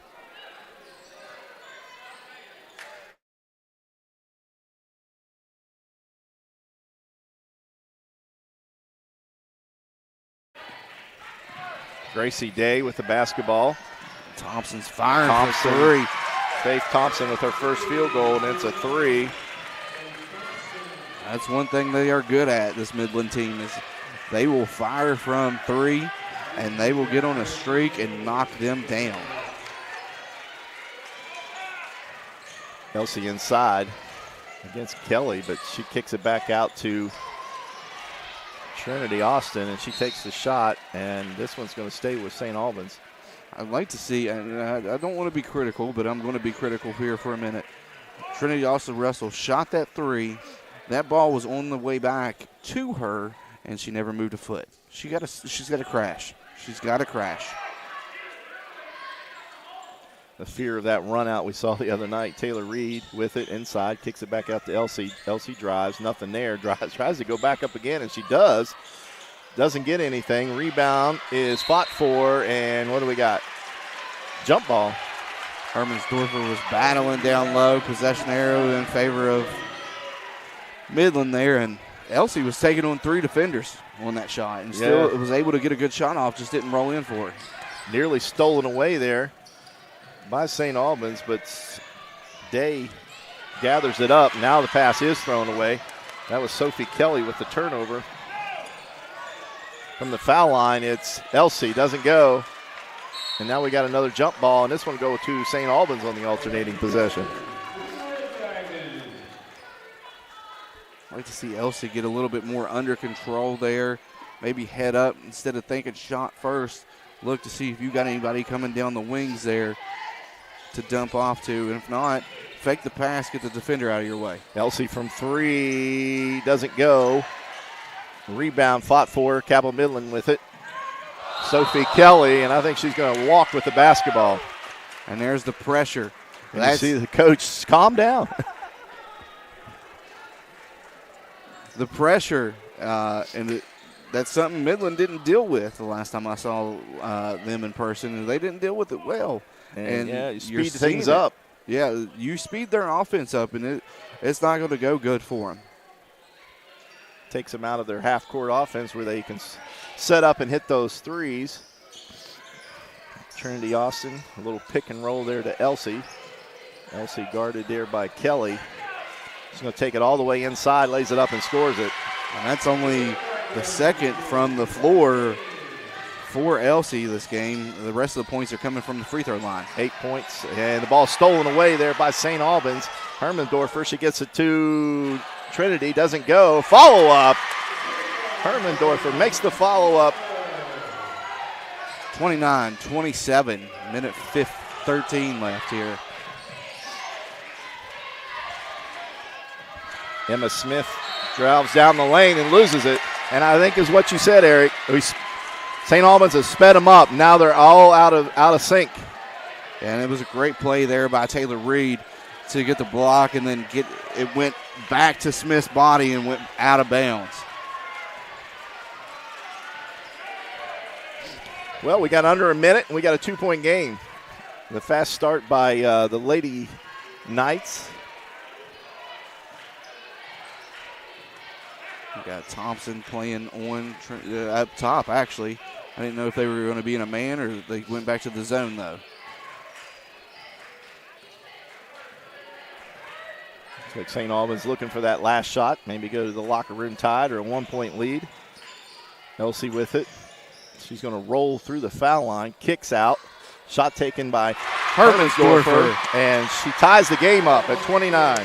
But that's the key to success right now for the Lady Red Dragons as they get the Knights get on a run out and can't make that shot attempt. And it's a last touch by Trinity Austin Russell. But the shot there taken by number 10, Smith. But that's going to be the key right there because they're setting up in – that was a little bit of a 1-2-2 zone, or at times it looked like a 3-2 zone that they were playing. And as soon as Elsie caught the ball, they collapsed on her and was able to find Hermansdorfer. Look at this play as you see Smith drive. The backside rebound by Trinity Austin. She went to the floor, but the ball goes out of bounds. But now we have an offensive foul called on number 11, Sophie Kelly, and that's her third. An illegal screen, and now we got 12 seconds to see if Trinity Austin can get a shot off here, take this lead at the half. And that's that frustration setting in. 4 seconds. I don't think they're going to get a shot. Doesn't come, and that's, they get the whistle for the end of the quarter or the foul. I believe it's just going to be end of the quarter there, but Coach Gregory's wanting to discuss it there. He's coming across the court, just making sure. So that's one half in the books, and the score is deadlocked at 29-29. And it's senior night, and we come back, we'll go over those seniors' names once again. And you're watching Lady Red Dragon basketball on video production. Hey, my name's Paige, and what makes the Chick-fil-A chicken sandwich original to me is the crispiness of the breading and the tenderness of the filet. It's tasty, it's warm, it's total satisfaction. Hi, this is Tanya, and what makes the Chick-fil-A chicken sandwich original to me is that warm bun, the perfectly seasoned chicken, and that pickle. Woo! I love it. There's a taste of my childhood in every bite.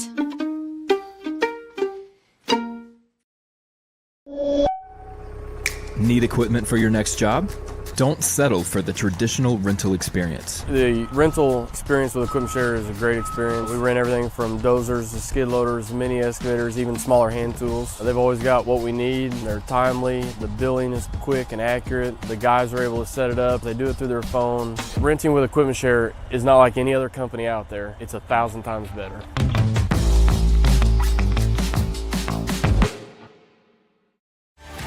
At Manny Ellison Lane, it's not just business, it's personal. We care deeply about what we do. We're fully immersed in the gravity of the client's circumstance. We understand what's at stake for them. Whether you're lugging the kids to practice or simply hooking a trailer on the tow hitch to haul, at Moses Chevrolet we have exactly what you need to fit your lifestyle. Stop in and visit us along the Moses Mile in St. Albans and see if we have what fits you.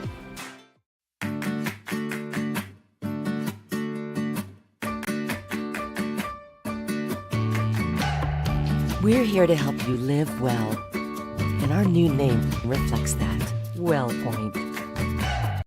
Massey Power Sports is your one-stop off-road and tractor destination. We have an awesome selection of side-by-sides, ATVs, dirt bikes, tractors, and kid machines. Our machines come loaded with features the other brands don't have and will save you thousands of dollars versus the competition. Massey Power Sports offers the best prices, the best service, and the best warranties. Our locations in Beckley and Cross Lanes are here to serve you. Online at MasseyPowersports.com. Massey Power Sports. We power your work and your adventure.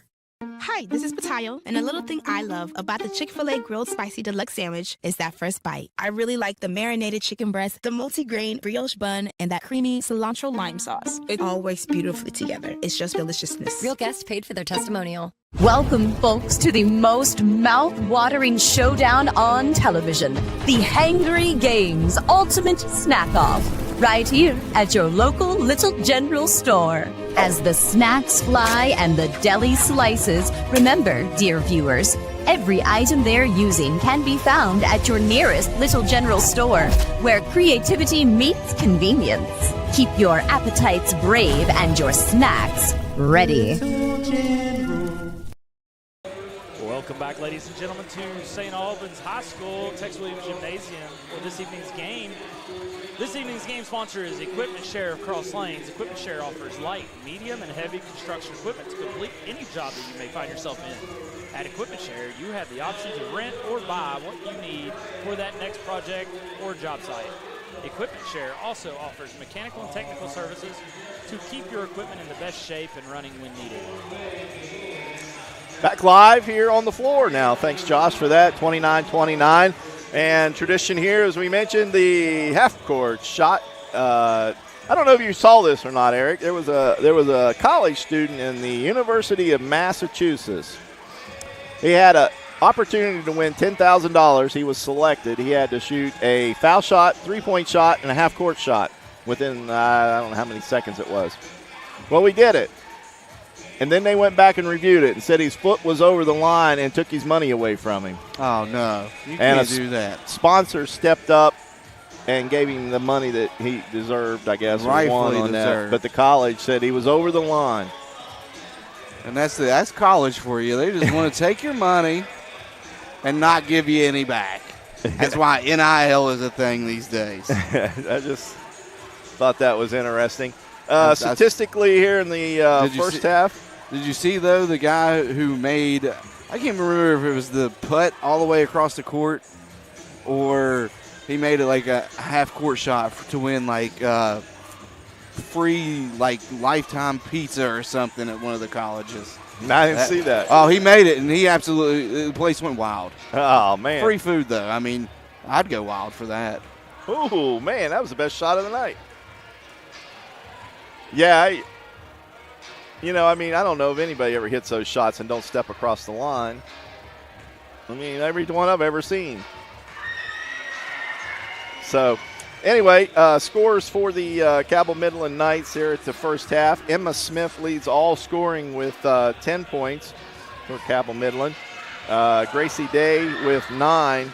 And Gracie with those 3 3-pointers, as you mentioned in the outcast of the pregame, you said that she can really shoot those threes.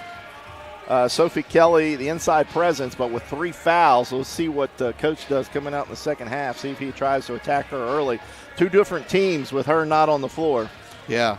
Well, and then you also got McGuire, who is the usual point guard for the Lady Knights, who's got 3 fouls as well. And, you know, some of those are frustration fouls because when that pace picks up, it frustrates the Lady Knights. Yeah, and you saw it. I mean, they went from the first quarter having their way with the passing around the perimeter. They got shots, and once the press started, and and Tootie got into their head out there, it was a little different. Somebody made it. I missed it. It's the young man with the faux hawk with the curls on top right there. All right. And also Faith Thompson with 3 points. For the St. Albans Lady Red Dragons here in the first half, it's been Trinity Austin Russell. Yeah, Sam's won that, a middle school kid. And I think he'll be up here at the high school level next year. So we're back to Trinity Austin Russell with 13 points.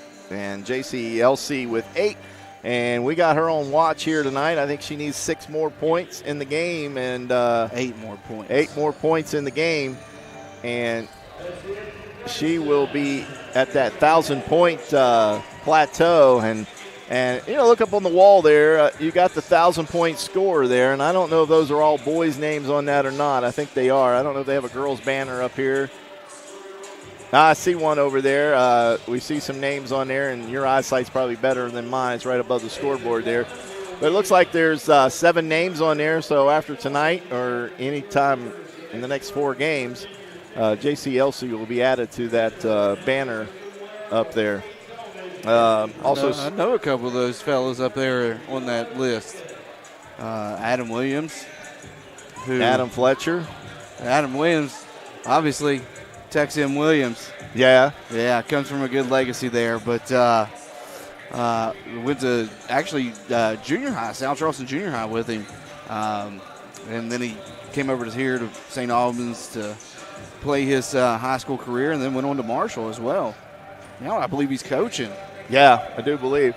Elena Hermendorfer with 4 points in the first half and Jalen Vance with 2 points in the first half. So we are deadlocked at 29 points and don't have any scores for that Spring Valley game. Probably be ending about the same time as this one. All you got to do is ask. Maybe I can find it for us here.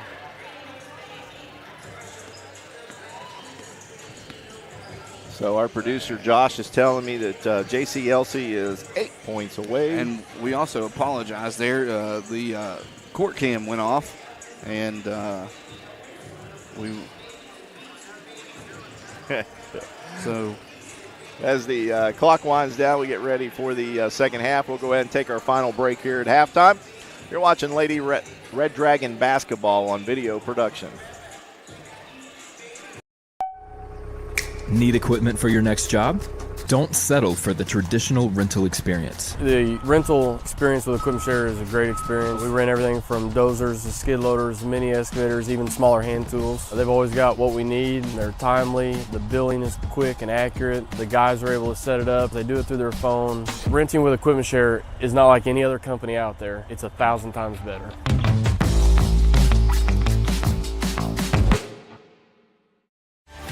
At Manny Ellison Lane, it's not just business, it's personal.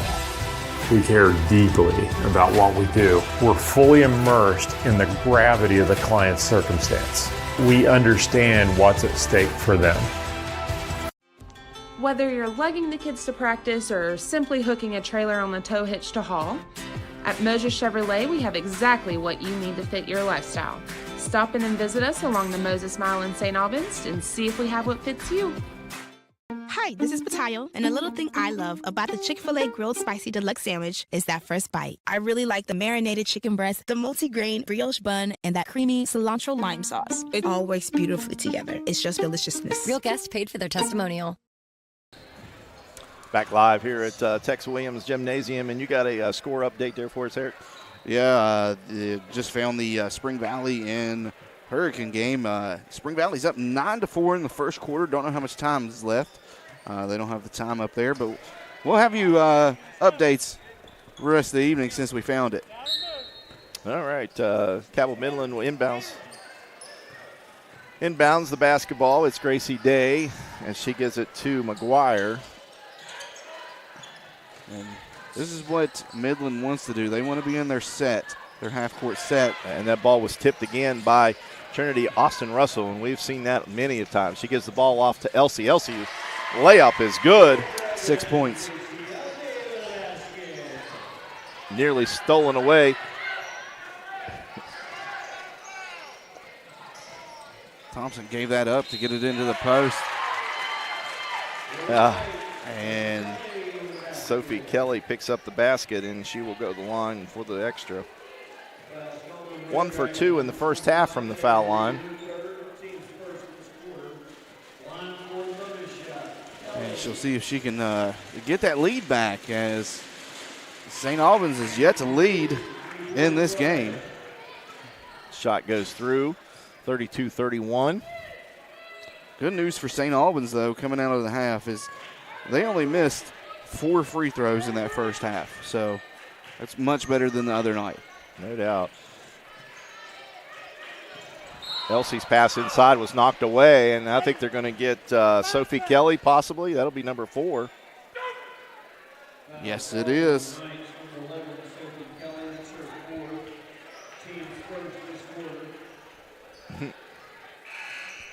So substitution coming in for Cabell Midland. That's number 10, Tammy Smith. And that's what you wanted to do as St. Albans. You wanted to attack Kelly, especially if they put her back in the game to get her out of the game. Elsie there at the foul line, being guarded there by Thompson. Inside to Elsie, she turns, goes up strong, gets the roll. I think Elias has a game plan because give it to Elsie. And Taylor Reed with the steal, but it goes out of bounds off of Tootie Vance. Taylor putting her body on the line. What do they do? Okay, the referee gave it to St. Albans, but that was quite obviously off of Tootie Vance. She was the only one in the vicinity. And you can hear the Midland fans coming unglued beside me here. Yeah. McGuire to inbound the basketball. Nice curl there by Day. Kicks it out to Thompson, shoots up an air ball, and goes out of bounds to St. Albans. Faith Thompson with a 3, but it was nothing but air. Also, first lead of the game for St. Albans, 33-32. And that's something we haven't said in a while, is first lead of the game, because usually they're out to a hot start. Tootie Vance from 3. She shoots up an air ball, just like we saw down on the other end. I had one loaded up for her right there.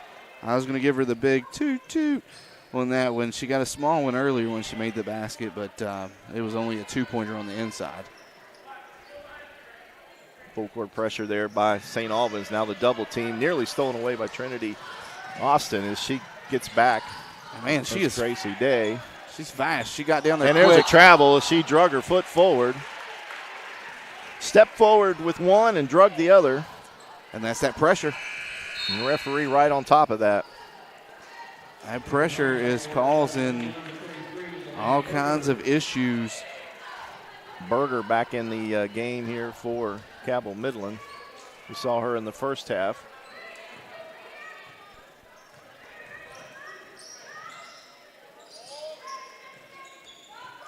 Trinity Austin gives the ball over to Elsie. Elsie trying to drive into that zone defense, and it's just not there. It looks like a 1-2-2 or a one box. But also it looks like they're keeping somebody on Elsie at all times. Hey, we got the lead. They want to sit out there and dribble and let us. We'll do it. Yeah. Until you engage the... Elsie goes inside, has the ball knocked away. Looks like Emma Smith got her hands on it, knocked it out of bounds. Yeah. Until you engage that offensive player with the ball, the 5 count doesn't start. Elsie's shot is going to be short. Rebound, Trinity Austin, but it goes off her hands and out of bounds. Spring Valley still on top of Hurricane, 15-11 still in the first quarter. Thought that game was at Hurricane. That game was at Spring Valley. Pressure this time. Cabell Midland does get the ball up over the mid-court line there, and nice job there by Elsie. Elsie's got to be careful, too. She has 2 fouls. Yeah, she got those in the first quarter, so she's played 2 quarters without it, or almost a quarter and a half.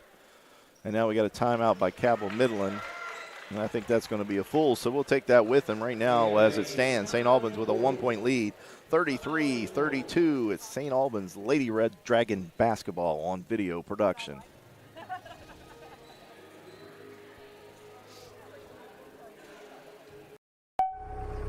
Need equipment for your next job? Don't settle for the traditional rental experience. The rental experience with Equipment Share is a great experience. We rent everything from dozers to skid loaders, mini excavators, even smaller hand tools. They've always got what we need. They're timely. The billing is quick and accurate. The guys are able to set it up. They do it through their phone. Renting with Equipment Share is not like any other company out there. It's 1,000 times better.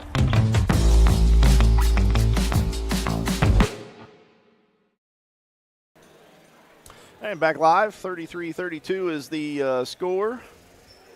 As something magical might happen here in the next 5 minutes. Elsie's 4 points away from 1,000, and that's a big mark in a career. It is. Like I said, she's a 4-year starter, I do believe, here at St. Albans, and well-deserved.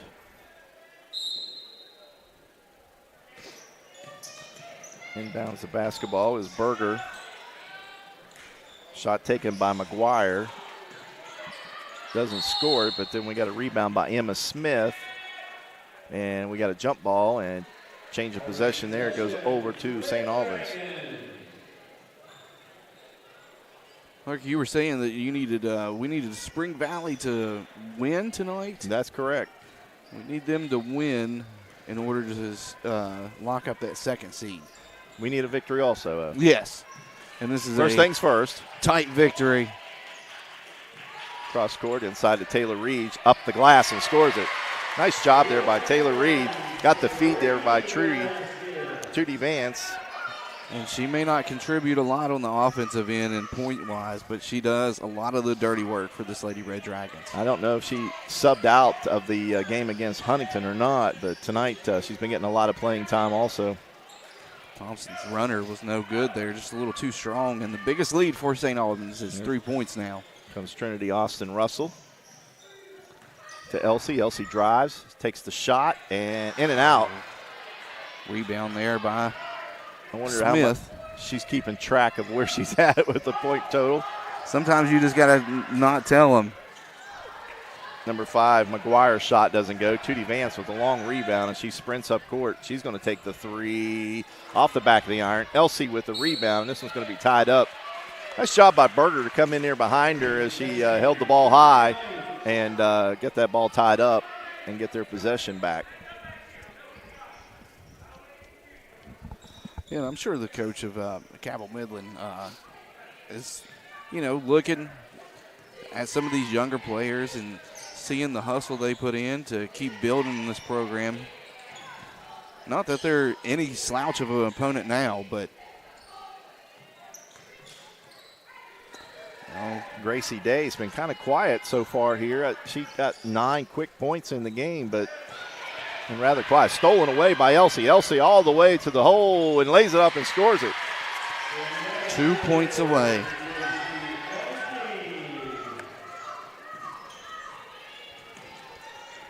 Biggest lead for the Lady Red Dragons is 5. And the Lady Knights look to try to. For Cabell Midland, the ball's knocked away. Trinity Austin knocks it out of bounds. I don't know if coach for Cabell Midland will go the rest of this quarter without Sophie Kelly or not. She might have to. Emma Smith from 3, count it. Smith has 3 of those in the game, giving her 13 total. 3 minutes.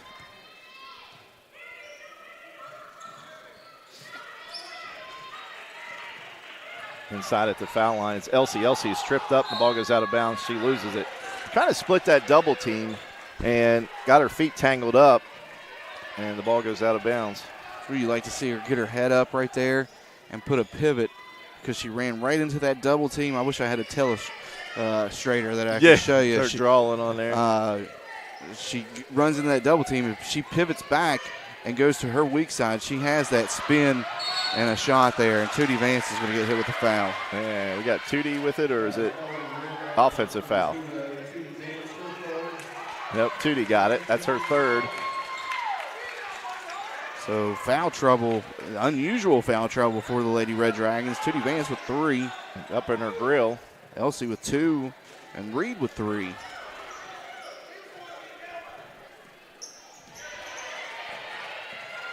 McGuire with it. She gets into that team. Nice pass up court. The double team came out, left somebody open, and that somebody that was open was Gracie Day. Gets the 2-point goal, and we're tied again at 37. It's like every time St. Albans pulls back close. Pass for Tootie Vance is way too tall. She tried to save it, and then Gracie Day misses the shot. Trinity this time. Shot doesn't fall. And then back on offense again is Cabell Midland. Day's got the look at the jumper, but it's no good. Day is going to be, you couldn't tell if she was pushed out of bounds or just out of bounds. Taylor Reed and her were tied up. Taylor had a hand on the ball, stepped on that line, and that's why the possession still stays here.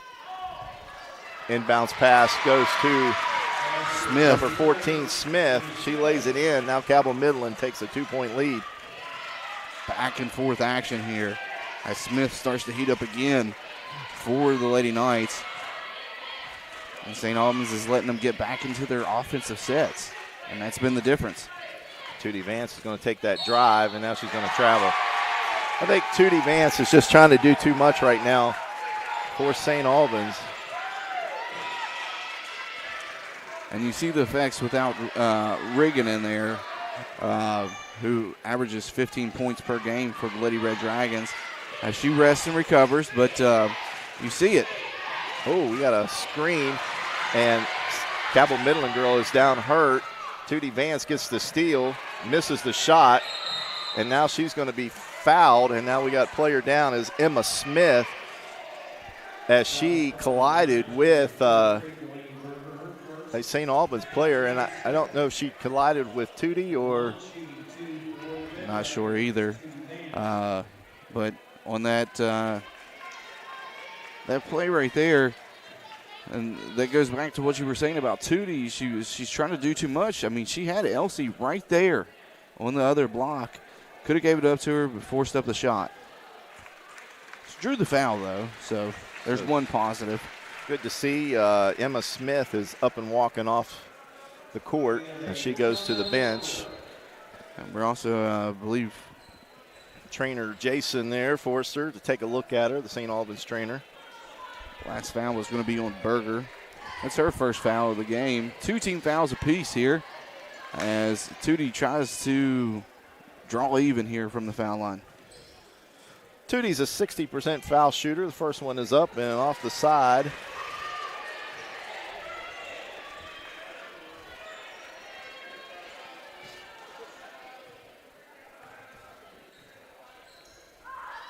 Second shot is up and in and out. Man, and by a foul shot. Quickly up court is McGuire. That's stolen away by Elsie. Elsie with the heads-up play. Elsie gets it over to Trinity Austin, and she scores it. Nice pass there by Elsie.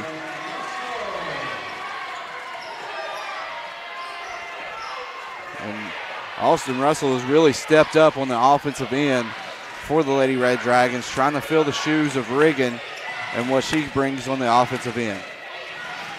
30 seconds. Berger guarded by Elsie into the block there. She meets Taylor Reed. Good defense by Taylor Reed to put the brakes on her. Trinity Austin gets it over to Tootie. Looks like she walked, but no call, but she gets to scoop and score. Less than 10 seconds here. Nice little flourish. McGuire's shot shoots up an air ball. Rebound by St. Albans as the clock runs out. And St. Albans will take their first lead at the end of a quarter here, 41-39 over the Lady Knights in a back-and-forth third quarter there. So we stay right here. We got 8 minutes of this to come. It's 41-39. You're watching Lady Dragon basketball on video production. At Manny Ellison Lane, it's not just business, it's personal. We care deeply about what we do. We're fully immersed in the gravity of the client's circumstance. We understand what's at stake for them.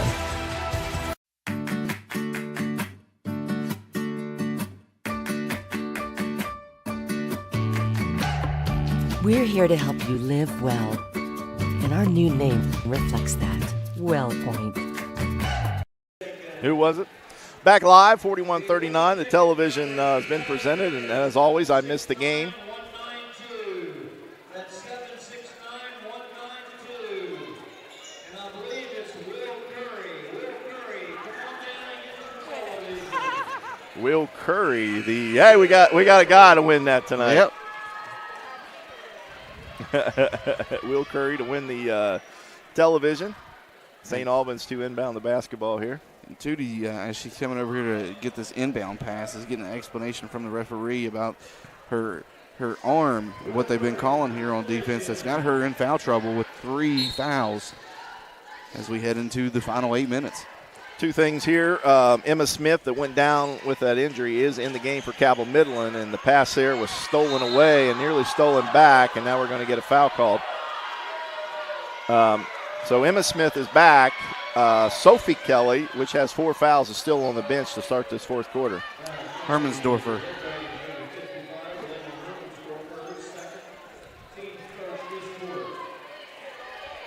And the tell of the quarters, St. Albans had 10 in the first to Midland's 18, and then outscored them in the second, 19-11, and outscored them by 2 in that final quarter, third quarter, 12-10.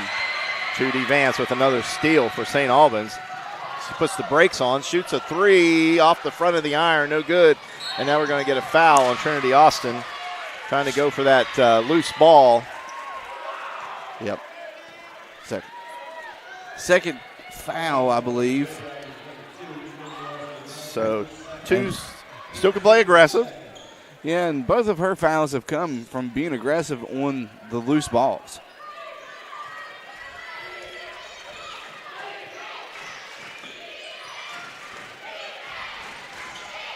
McGuire with the basketball, guarded here again by Vance. Thompson with it. She gets it over to Smith. Smith drives the lane. Looked like maybe some good body contact, but no call. Now we got a push out of bounds. And you talk about frustration, Eric, there. I think that everybody in that Cabell Midland side thought that Emma Smith was fouled going to the hole. In retaliation, she makes the foul. I'm not going to agree or disagree on that. And now back in the game, Sophie Kelly playing with those 4 fouls with 7 minutes to go in this game. I guess the coach is going to risk it here. Elsie with it. Drives into the lane. The shot is up. Doesn't go. And we got a tie up underneath. Emma Smith. And alternating possession goes over to Cabell Midland. Emma Smith, who's played one heck of a game for Midland tonight. Not just scoring-wise, she's done a little bit of everything for them. And Trinity Austin Russell trying to cause that 10-second count and got very close to it. And gets the ball knocked away, and what are they calling, a foul? Yep.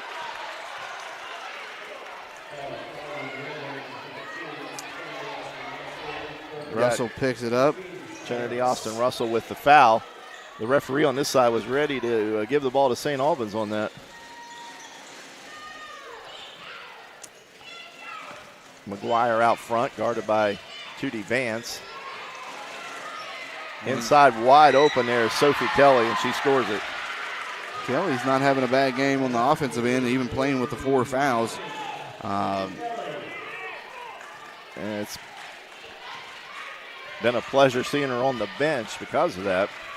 She's still able to manage to get 12 points in the game somehow. Trinity looks to pass inside, nothing there. Elsie tries to put the ball on the floor to dribble around the defense there. It's going to take a shot, doesn't go. She had to create separation there because she's going to draw a double team. And right now, timeout, and a 30-second timeout, so we'll keep it here. I want to go over again. It is senior night here at the Tex Williams Gymnasium. The seniors tonight, Amora Burke, Alyssa Gibson, J.C. Elsie, Samaya Riggin, Jalen Vance or Tootie, and Taylor Reed, and Zaria White that started the game tonight. We haven't really seen her much since the start of the game, but that was your seniors. A lot of points to replace next year. Indeed it is. You could possibly have 2 1,000-point scorers on this team. I think Samaya Riggins somewhere in the ballpark. She could reach that milestone also. 24-18, Spring Valley on top of Hurricane in the second quarter. Inbounds pass. Then again, inside. Sophie Kelly gets the shot blocked there again by Taylor Reed. Turned into a blocking machine. Deadlocked at 41. Nice screen there by Elsie. Inside the paint is Elsie. Can't get the roll. Rebound cleared by Cabell Midland. Day steps into the 3, and it's no good, and that's unusual. She was wide open. Long rebound here by Cabell Midland there. You can see the number. I think it was 12, Faith Thompson. Day dribbles into the lane. I think they're going to get a foul. Hermansdorfer. That's 3 for St. Albans here in the quarter. Or number 4 now. Number 3 on Elena. And that's hard. I mean, it's hard to defend that right there because Day's jump starting back and forth. Day's long shot from 3 doesn't go. Rebound Sophie Kelly, and they restart their offense. Faith Thompson. Gives it to Gabby Smith as she goes into the lane, lays it up, no good. Rebound Sophie Kelly, her shot doesn't go, and Elsie with the rebound. Midland had good looks there, just couldn't capitalize. I think right now Trinity needs to get one launched up, but she's going to take it to the hoop, and then she loses her footing, falls back, gets the steal. Elsie from 3, doesn't go, and now we got a foul on Taylor Reed as she reaches from behind and grabs the arm. And that's going to be number 4 on Reed. That's big, but also big that the Cabell Midland for the next 4 minutes and 16 seconds will be in the 2-shot bonus. And that's, it's going to be tough because the pressure defense that you like to play kind of gets taken out unless you're willing to risk it. That shot is up and good. Sophie Kelly 3 for 4. from the foul line. Could be her 5th shot from the foul line as Cabell Midland's getting into the game maybe, or coming from behind. His shot doesn't go, and Taylor Reed with the rebound. Now, we did see Barker in the game there in the first half. We haven't seen her in the second half, so I guess we need a rebounder. Doesn't bring much for the offensive side. Right there is the kick out that she needed to look for, but Tootie Vance just cannot find it from three-point range here tonight. Because anytime Elsie's going to touch the ball, they're going to drop down on her, and it's going to leave somebody open. It's just who's going to be open and who's going to make the shot for the Lady Red Dragons.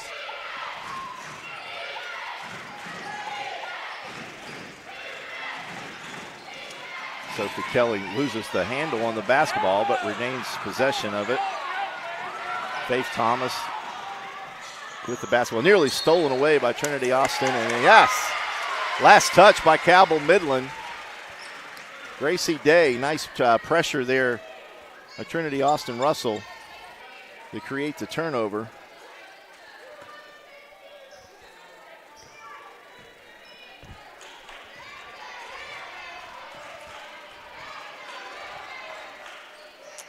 Albans back down by 1. They've trailed most of the game, had the lead for a couple minutes of the third. And I don't know if we've seen Trinity Austin actually put that ball up from 3 in the second half. We got a foul on the floor, so no shots there. I believe that's going to go on number 10. Gabby Smith. Because somebody had to be aggressive down there, and we know it wasn't going to be Kelly because she's playing with 4 fouls. So she was just standing there with hands up, hoping that the help would come.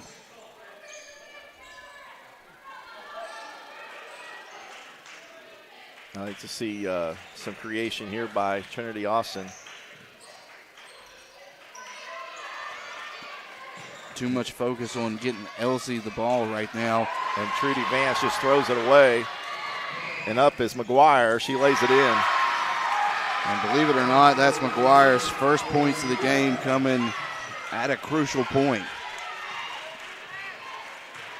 I think you got to forget about the 1,000-point. Trinity, long 3, and it misses everything. And quickly, here comes Cabell Midland pressing the ball up the court. Thompson doesn't get the roll. Rebound, Tootie Vance. And now we got a player down for St. Albans. And it's Austin Russell down. Again, 2 games in a row, and she came down a little awkward there.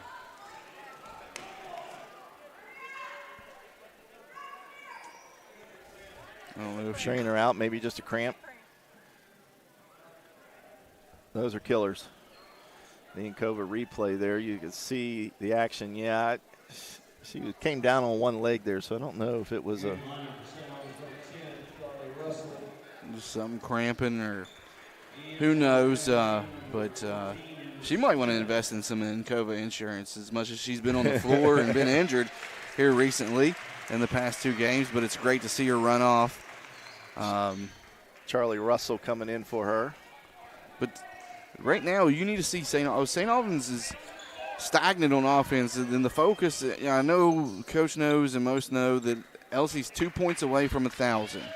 Whether you get it this game or not, you have to get back into an offensive rhythm and create open shots. The doubles and triples are going to come on Elsie, and it's got to find somebody open, and somebody's going to have to step up. Elsie drives to the hoop, throws up an air ball, jump ball, St. Albans basketball.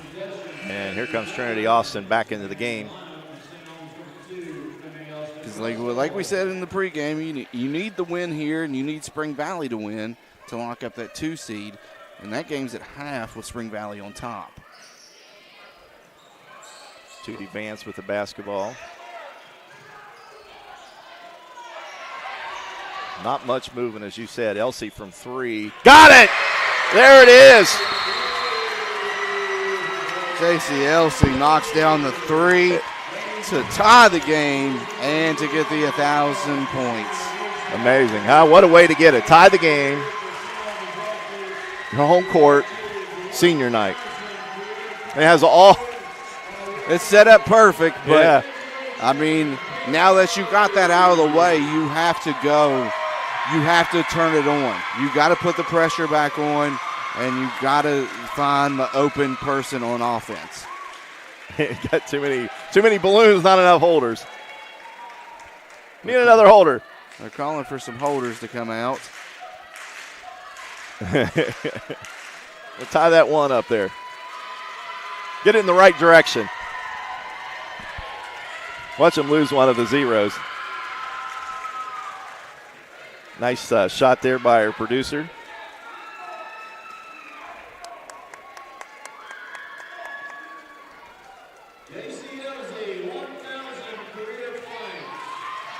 Oh, and there you go. Oh, they lost it. I knew they would lose that zero. Now it's 100 points.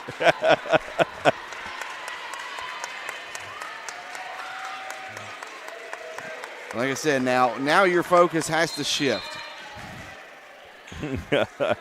You have to shift your focus as a team to putting the pressure back on, creating the turnovers that you were there in the second and third quarter, and you gotta find the open person when it comes to the offense when they collapse down on Elsie, because it's going to happen. It's happened all game. She's still able to get off the points that she needed to get off.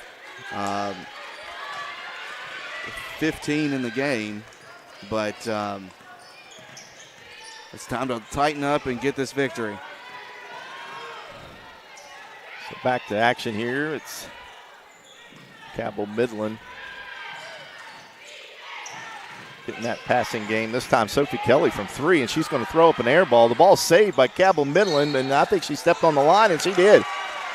She was right on the line, and some guy from Midland is, I think, not happy about it, but I saw it. Toe was on the line. The official there kind of said, button it up. I never got the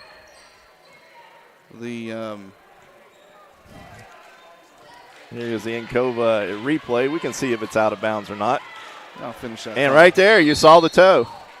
We're gonna get a timeout, but I've never been a fan of a parent that comes to a kid's game to yell at referees. You know, just not a fan of it. I mean, they're human too. They're going to make mistakes. Exactly. We're going to stay right here. We got a timeout. We'll set this up for you. We got a 44-44 tie. Minute 25 to go. Both teams have players in foul trouble. We got Trinity Austin Russell with, I think, 4. We got Sophie Kelly with 4. Taylor Reed with 4. Trust Trinity with 3. So we got the 2 bigs on both teams with 4 fouls, and Trinity Austin with 3. And Tootie Vance also has 3 as well, and Hermansdorfer has 3. McGuire still playing with 3 for the Lady Knights, and somehow Kelly has managed to keep clean this quarter. She came in with 7 minutes to play here, and she's able to get 3 points on the board for the Lady Knights here in the fourth quarter. She's at 13 total, if my South Charleston math is correct. And the other player involved here is the fouls of 5-2. So Cabell Midland will go to the line every time they are fouled. So you got to play aggressive, clean defense, and you're going to see an extended zone out here. Let's see if St. Albans drawed up in there in the huddle. Ball's nearly stolen away there by Sophie Kelly as they tried to feed that into Elsie. Elsie gets in, splits that defense, back out to Trinity Austin from 3, doesn't go, and then the ball's tracked down there by Emma Smith. And here comes Cabell Midland. We're under a minute to go in the game. Gracie Day. And now we got a timeout. Cabell Midland, they want to draw up a play. And let's see if that's a full timeout. And it's a full timeout, so we will take that with them. It's Lady Dragon basketball on video production.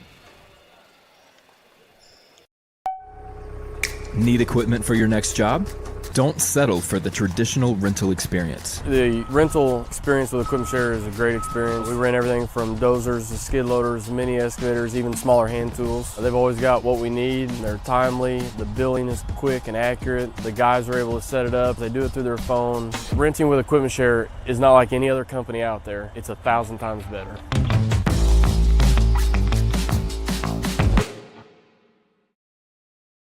Seen that video there, Eric, by Equipment Share. They are our sponsor tonight of this basketball game, and boy, they got a nice one tonight. Senior night, 1,000-point score, and a game that could possibly go to overtime.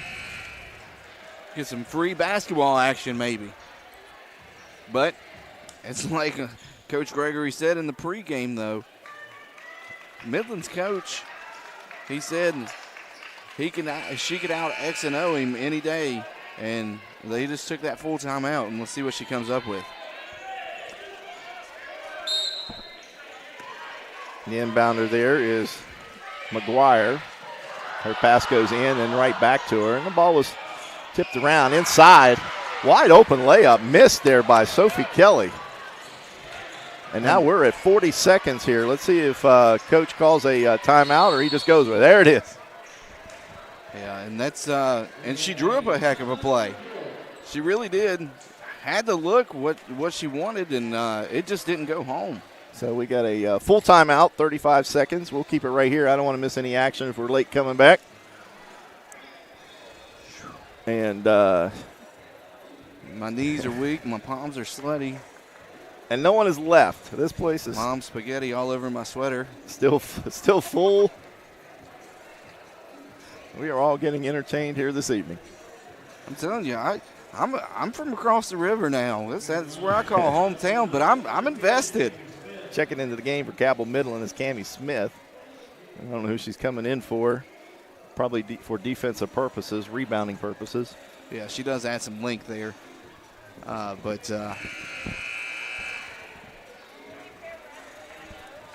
So let's see what Coach Gregory has designed here. Let's see if the ball will be inbounded just beside of our table here.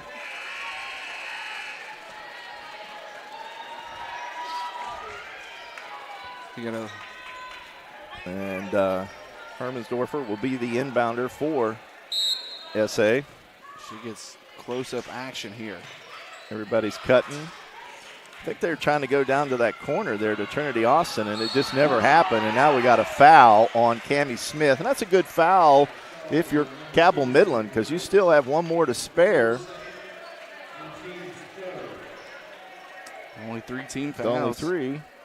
And, you know, they ran 10 seconds off the clock or 7 seconds off the clock, and then they do it again. McGuire with the push this time. So McGuire can't. And that brings it down to 28 seconds. So the coach, been around there for a while. She knows. Now McGuire is sitting with 4 fouls, so she's the one that cannot be aggressive. This time Trinity Austin, she's going to dribble it inside and gets the ball stolen away and knocked out of bounds. They call foul or out of bounds?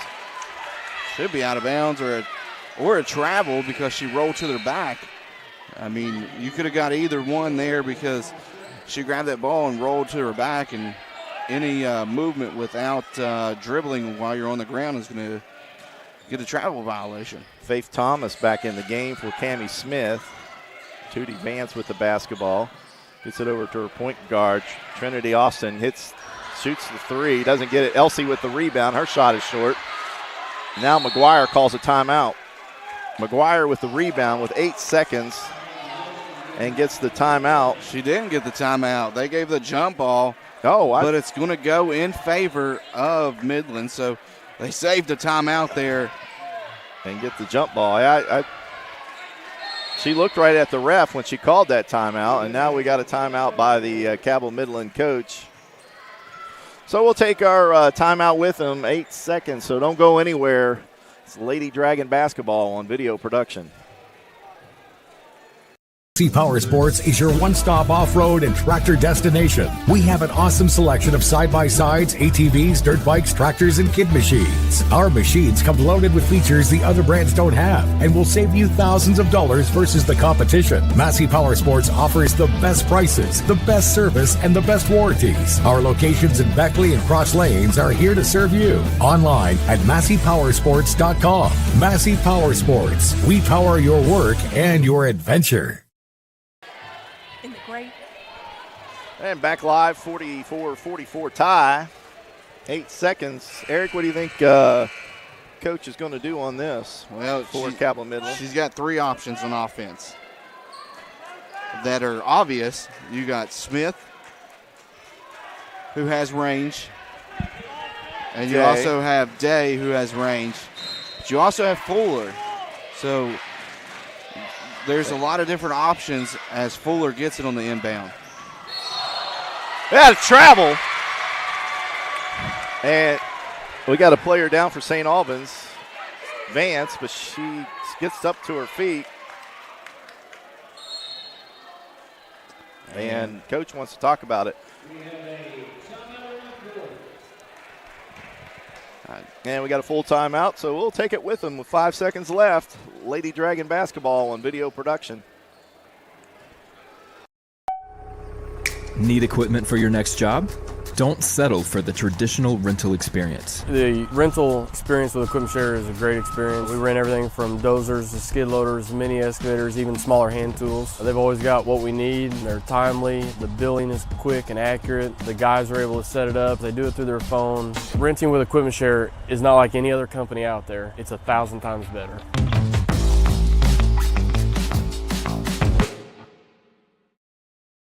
They're manually inputting the score. Back live, and Eric, you got an update with us on the. Yeah, as I was saying, there got caught hot on the mic. We're watching the Metro broadcast of the Spring Valley Hurricane game, 36-21. Spring Valley on top.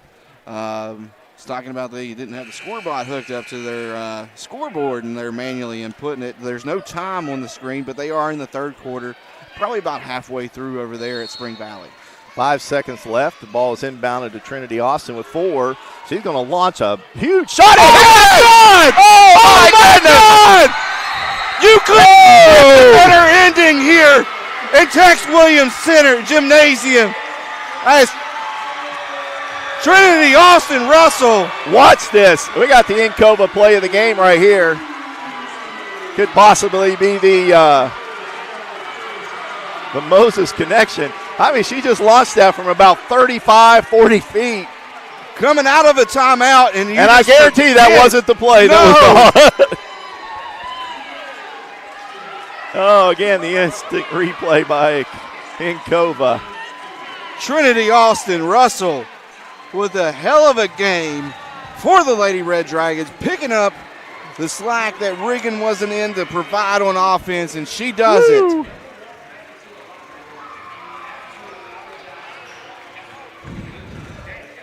Oh, my. I mean, Lordy, I came up out of my seat on that. I was like, what is she doing? There's 4 seconds left. She was just like dribbling the basketball, and then she just launched it. She picked up her dribble, too, and I was like, what is going on? She was like letting the clock run out. Maybe that was the plan. Maybe he did draw on something that said, hey, dribble and then act like you're not going to shoot, then shoot. And in worst case scenario, we go to overtime. Yeah. Wow. What a way to end senior night. A 3-point shot with from the volleyball line. 2.5 seconds left. Well, it took 2.5 seconds to carry to the hoop.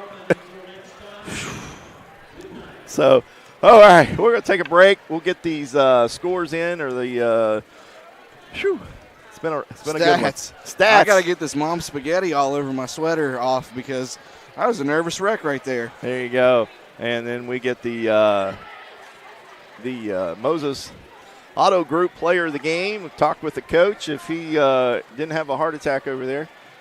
So 47-44 final here tonight. I'd have a co-player of the game. No doubt.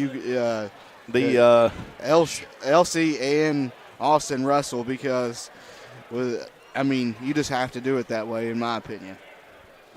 So we're going to take a break. You're watching Lady Red Dragon basketball on video production. Welcome, folks, to the most mouth-watering showdown on television, the Hangry Games Ultimate Snack-Off, right here at your local Little General store. As the snacks fly and the deli slices, remember, dear viewers, every item they're using can be found at your nearest Little General store, where creativity meets convenience. Keep your appetites brave and your snacks ready.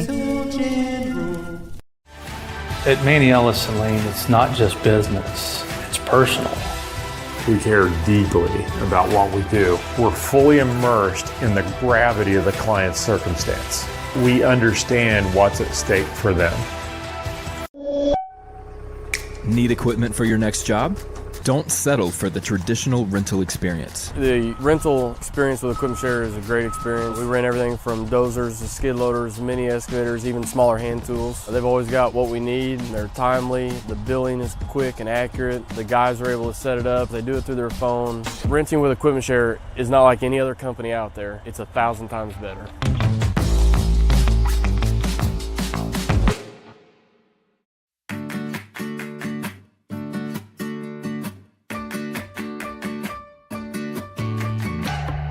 We're here to help you live well, and our new name reflects that. WellPoint. Whether you're lugging the kids to practice or simply hooking a trailer on the tow hitch to haul, at Moses Chevrolet we have exactly what you need to fit your lifestyle. Stop in and visit us along the Moses Mile in St. Albans and see if we have what fits you. Massey Power Sports is your one-stop off-road and tractor destination. We have an awesome selection of side-by-sides, ATVs, dirt bikes, tractors, and kid machines. Our machines come loaded with features the other brands don't have and will save you thousands of dollars versus the competition. Massey Power Sports offers the best prices, the best service, and the best warranties. Our locations in Beckley and Cross Lanes are here to serve you. Online at MasseyPowersports.com. Massey Power Sports. We power your work and your adventure. Hi, this is Patayo, and a little thing I love about the Chick-fil-A Grilled Spicy Deluxe Sandwich is that first bite. I really like the marinated chicken breast, the multi-grain brioche bun, and that creamy cilantro lime sauce. It all works beautifully together. It's just deliciousness. Real guests paid for their testimonial. Back live, Tex Williams Gymnasium on the campus of St. Albans High School, and a thriller here tonight. It's a 47-44 victory for the St. Albans Lady Dragons, and the Moses Auto Group player of the game, Trinity Austin Russell. You know how to bring down a place. Thank you, I appreciate it. You even got the other team coming over here giving you a high five. Great game tonight. Thank you. You officially 20 points, I do believe. Yes, sir. But those last three are the big ones. Yes, sir. Credit to the coaches. They drew up the play. Was that the play call? Hey, now you come on. No. Was that the play call? Now be honest with us. Was that like a decoy, like dribble, pick up your dribble, don't act like you don't know what to do with it, then shoot it? From 40 feet? Yeah, they totally drew that up. That's exactly what's That's something Elias would do. I guarantee it. It was a great play. I mean, I just wanted it for my seniors more than anything. I wanted them to go out with a win on their senior night, so. Exactly. Well, we got those variables tonight. We got the seniors. Yes, sir. 7 graduating. Yep. And I think you're the only lone sophomore that starts in the game. I think maybe the rest are seniors, or. Yes, sir. All the rest of them are seniors. Yes, yeah. sir. So next year you'll be the not a senior but the senior leadership in the team. Yes, so it's good to learn from Elsie. Good to learn from Samaya, yes, sir. Taylor. I mean, you're picking up a lot now. Yes, sir. So truthfully, what was you thinking there when that final seconds? I mean. Truthfully, they drew up the play in the huddle, and in my head, I was like, I don't know what's going to happen, but I know we win in this game. We're not losing. So the play was designed. It was poorly executed. We didn't play the greatest, but we fought. That's one thing about our team. We're going to continue to fight. And then Elena passed me the ball, and I just threw a prayer up, and God finally answered it because I needed one tonight. Yeah. All right. here we go. We'll show it to you here. Josh is queuing it up here, and you can take a look at it and watch it live. It's the Encova Insurance play of the game. Oh, my goodness. Oh, my. Look, I ran straight to my brother. I ran straight to And your dad was chasing you, I think. I ran straight to my brother on the end. I was like, oh, my gosh. That's awesome. The last 2 games, you've taken a pretty good beating out there. How's the body holding up? Yes, sir. It's holding up pretty well. Going straight to recovery right after this, home, stretching, heating, icing. But credit to my coaches, credit to my teammates. We missed one of our biggest leaders tonight in Samaya. Thank you. One of our biggest leaders tonight in Samaya. We definitely missed her leadership, but she told me before the game, step up, we need you. So I had to do it for her today. Indeed, you did step up. Perfect from the free throw line, which you only had 2 attempts. Yes, sir. Which I don't know if that's a good or a bad thing, but you're perfect from there tonight. Yes, sir. 100% is perfect, so that's a good thing. Yeah, and then you had a heck of a first half, and then they kind of skewed the defense to keep you out of it with only 5 in the second half. But 3 of those 5 yes, sir, are a lifetime memory. Yes, sir, for sure. I just wanted to, again, I'm going to keep saying I'm doing it for my seniors. They put a lot into this, every day. Y'all don't see, the inside of the practices, the leadership that they bring to the team, the energy. It was a little bit dead today, but we picked it up. And we came through with the victory, so I'm just doing it for them. I can tell you, as a guy that lives on the other side of the bridge and I call Nitro home, I came out of my seat when you made that 3. And he did. Yeah. And I honestly, I didn't know what. I thought you were just going to let the clock run out. He had spaghetti all over his shirt, he said. Yes, so sir. He's got spaghetti all over his shirt. Mom's spaghetti. There you go. Palms are sweaty. Well, I'm going to let you enjoy this. Yes, sir. Thank you. You can enjoy it all night, which we don't have a 2-hour delay like we did on Monday night, but it's okay though. We got the victory. We got the victory. So yep. All glory to God. We got a couple days off before we get back into action. So rest that body and bring it back on Saturday. Yes, sir. We'll do. Appreciate you. All right. Thank you. Trinity Austin Russell are it's kind of radical here this evening. That's our Moses Auto Group player of the game, and a fantastic finish here. And Coach, will let you watch this, and you tell me. I want to know what made you design that play. So that is probably the best thing I've ever drawn up. Listen, I'm going to walk you through it. Here it comes. Look, so inbound the ball, almost turn it over, almost walk, and then fling it up. That was what I drew up. It was the dummy play. That was what I drew up. And I want to say something, that it's an improvement from the play I drew up at the end of Spring Valley. Because remember, they threw at it least away. I didn't just turn it over and almost lose the game in regulation. I mean, here's the thing I will say. There's 2 points I want to make. The first point is Coach Schmidt is incredible. Like, again, every time we would try to draw something up in that last minute, she would switch and go do something that would jack us up from what it was. That's what happens when you have a good coach. But sometimes there was a lesson there was something I was told when I was very, very young in coaching, that it's not the X's and O's, it's the Jimmies and the Joes. Yeah. Well, in this case, it might not necessarily be the Jimmies and the Joes, but like you either got the players or you don't. And sometimes you just have to let a great player make a spectacular play. I mean, I think she hit a shot against Spring Valley last year, didn't she? Or something like that, Trent did maybe?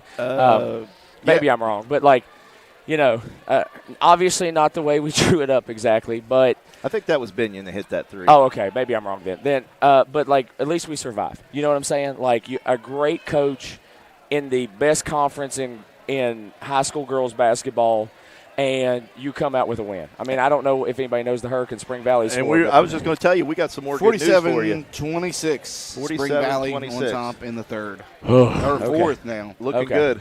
Okay. All right. All right. Hey, look, that sounds good to me. Go ahead. Coach, first quarter they got out and running, but you guys didn't give up. You fought back there. I mean, that first quarter they look like champions out there. I mean, that would be the second or third. I think against Spring Valley we had a first quarter where we were getting close to getting just shot out of the gym. I think East Fairmont we had a first quarter where we got shot out of the gym and we battled back. I mean, The thing is, and again, you look at the 7 seniors we have, you look at the leadership we have. I think now if you look at the record of these seniors, I think it's 56-22 now is their Wow, I think somebody told that. me it was 55-22 before the game, so 56-22 in their career. I mean, those kids don't quit. Those kids don't give up. We had foul trouble. The fouls weren't necessarily going our way even in the fourth quarter. But we just found a way to keep grinding and keep grinding, and down rigging today. I told you she was in a kind of a in case of emergency break glass situation. We didn't get to the point to break glass today because you never knew how that game was going to go. But I'm just proud. I'm just proud of them. They never give up. They never quit. I'm just proud of them. And let's talk about the bench. I'll give Eric, you have a question here in a second. 2 players that came off the bench, I don't think they played much in the second half, but the first half, Ivy Binion, key rebounds 2 or 3 times. And I'm thinking of someone else came off the bench. I think Charlie came off the bench, and Ireland came off the bench, and Elaine. Ireland, that's who it is. Yeah. Ireland had one massive shot down in there and got 2 points and got a good rebound down on the other side down there. That we need, obviously, with Samaya not ending up not playing today, we needed contributions from other people. I think Elena maybe had 4. I don't remember what Taylor had. Taylor had 2. 2 like we're going to. I think Tootie had 4. Did Tootie have 4 or 5 or something like that? She had 4. She had a quiet. So we need. You have to have contributions from the other people. Not playing Samaya today, my rotation, this is the first time I've had to make a rotation like that, so I was kind of rotating. I think I kind of stuck with the people I had in the second half, but, I'll go back and watch it and take a look and kind of see how it went, but I told all those kids they have to be ready at any point. I had no clue what I was going to do. I had no clue how the rotation was going to go. I had no clue how the game was going to go. So, you take the contributions from the other kids because that's what you have to have in a game like that, especially against a good coach who's going to take away what you like to do. And also in that thanks, Coach. Appreciate you. Rotation, we saw Taylor Reed just play an outstanding game against Huntington. She played with 4 fouls that whole fourth quarter and still played – with aggression, shots. I mean, she did not give up. Right. I mean, she's got 4 fouls. Right. You saw the girl from Sophie Kelly with 4 fouls. Right. She gave in a few times there. She didn't want to get that 5th foul. Well, I mean, I think if you've noticed this season at all, there are some people who, if you get 2 fouls in the first quarter, you're done. If you get 2 fouls in the first half, you're done in the first half. If you get 3 fouls in the third quarter, you're done that's not typically how I do. I like to trust my kids to keep playing. And you did with Elsie with 2 fouls in the first. Yeah, I mean Taylor, and I think Taylor had 2 fouls in the first, and I think Tootie had 2 fouls in the first. But you just got to trust your kids at some point to be able to play through stuff and be able to deal with stuff. And I think they did a great job of it today. Like you said, Sophie was a little we were able to attack her a little bit in the fourth quarter because she was hesitant to get that foul. Whereas, I don't know that you could. Taylor looked like Taylor to me. You know what I mean? Yeah, definitely. Eric, what do you got over there score-wise? And you got any questions here for the coach? 55-26. Valley still on top. 55-26. How much time? They don't post the time on there. They're manually inputting. They don't want to know. Fourth quarter, but I'd say it's about 3, maybe about halfway done the fourth quarter. Right. But foul trouble is something you usually don't have for your team. Tonight, that you were in foul trouble and still able to somehow manage it. Your players, which, I mean, you didn't manage it. They managed it. Yeah, right. They managed to still be aggressive and stay out of going to the bench to call it an early night. But your pressure, you didn't bring the pressure the first quarter. Right. And that let Midland get into their sets. Right. That second quarter, though, I saw that pressure creep in. It started with the half court. Right. And then moved to the full court. And that's when you started getting back into that game. What was the idea in the first, though, to the second and third? Well, I think we were again, because I didn't know exactly what we were doing. We were kind of workshopping lineups a little bit, and so we at some points were in lineups that I didn't feel like could pressure them full court. And honestly, what happened, I think, was the biggest thing is a lot of our pressure and presses are zoned. And we were losing their kids on the backside. And even when we would try to play zone in the half court, we were losing their kids on the backside, and that's how they were getting so many good open looks good open looks from three. So the decision was kind of just let's sit down and play man-to-man, and we'll pressure them. We'll take our chances. We'll do that. But also kind of the way the game was getting called, I always knew there was going to eventually, like, we're very aggressive. We're very physical. We're all that. There was always eventually going to be a game where, again, this is not blaming the referees, just referees call things differently. But, like, there was always going to be the game where they eventually made us back off, where they eventually backed us off and wouldn't let us pressure like that. So it was kind of an adjustment. Yeah, my thought process in the first half was, or my first quarter was, there were some lineups that I wasn't comfortable full court pressing with sometimes, and it was kind of just adjusting to the game and adjusting to the lineups as we went. I was kind of trying to be maybe a little more conservative than I would normally be because we had the lineup switch. So that's probably it, honestly, just me being a little more conservative because I wanted to. The plan was let's slow roll it to figure out, kind of where we want to get. But obviously Midland didn't let us do that the way they were shooting. No, because when they get in their half-court sets, they're dangerous. Yeah. Just my last question for you. So many emotions with the night. Senior night, LC getting 1,000 career points, as you see up in the banner right in front of our table, and that game winner. Are you going to be able to sleep tonight? Oh, no. I don't. I mean, I almost never sleep after – basketball games anyway.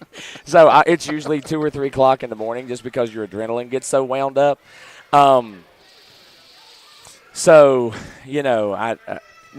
I won't. I'll probably watch the game and then watch something else and then psychoanalyze everything I did in the game about 8 times and then probably call 2 or 3 people and probably call and then maybe turn on, I don't know, something on Max and hopefully go to bed by 3 or 4 o'clock. That's usually my after game night routine anyway.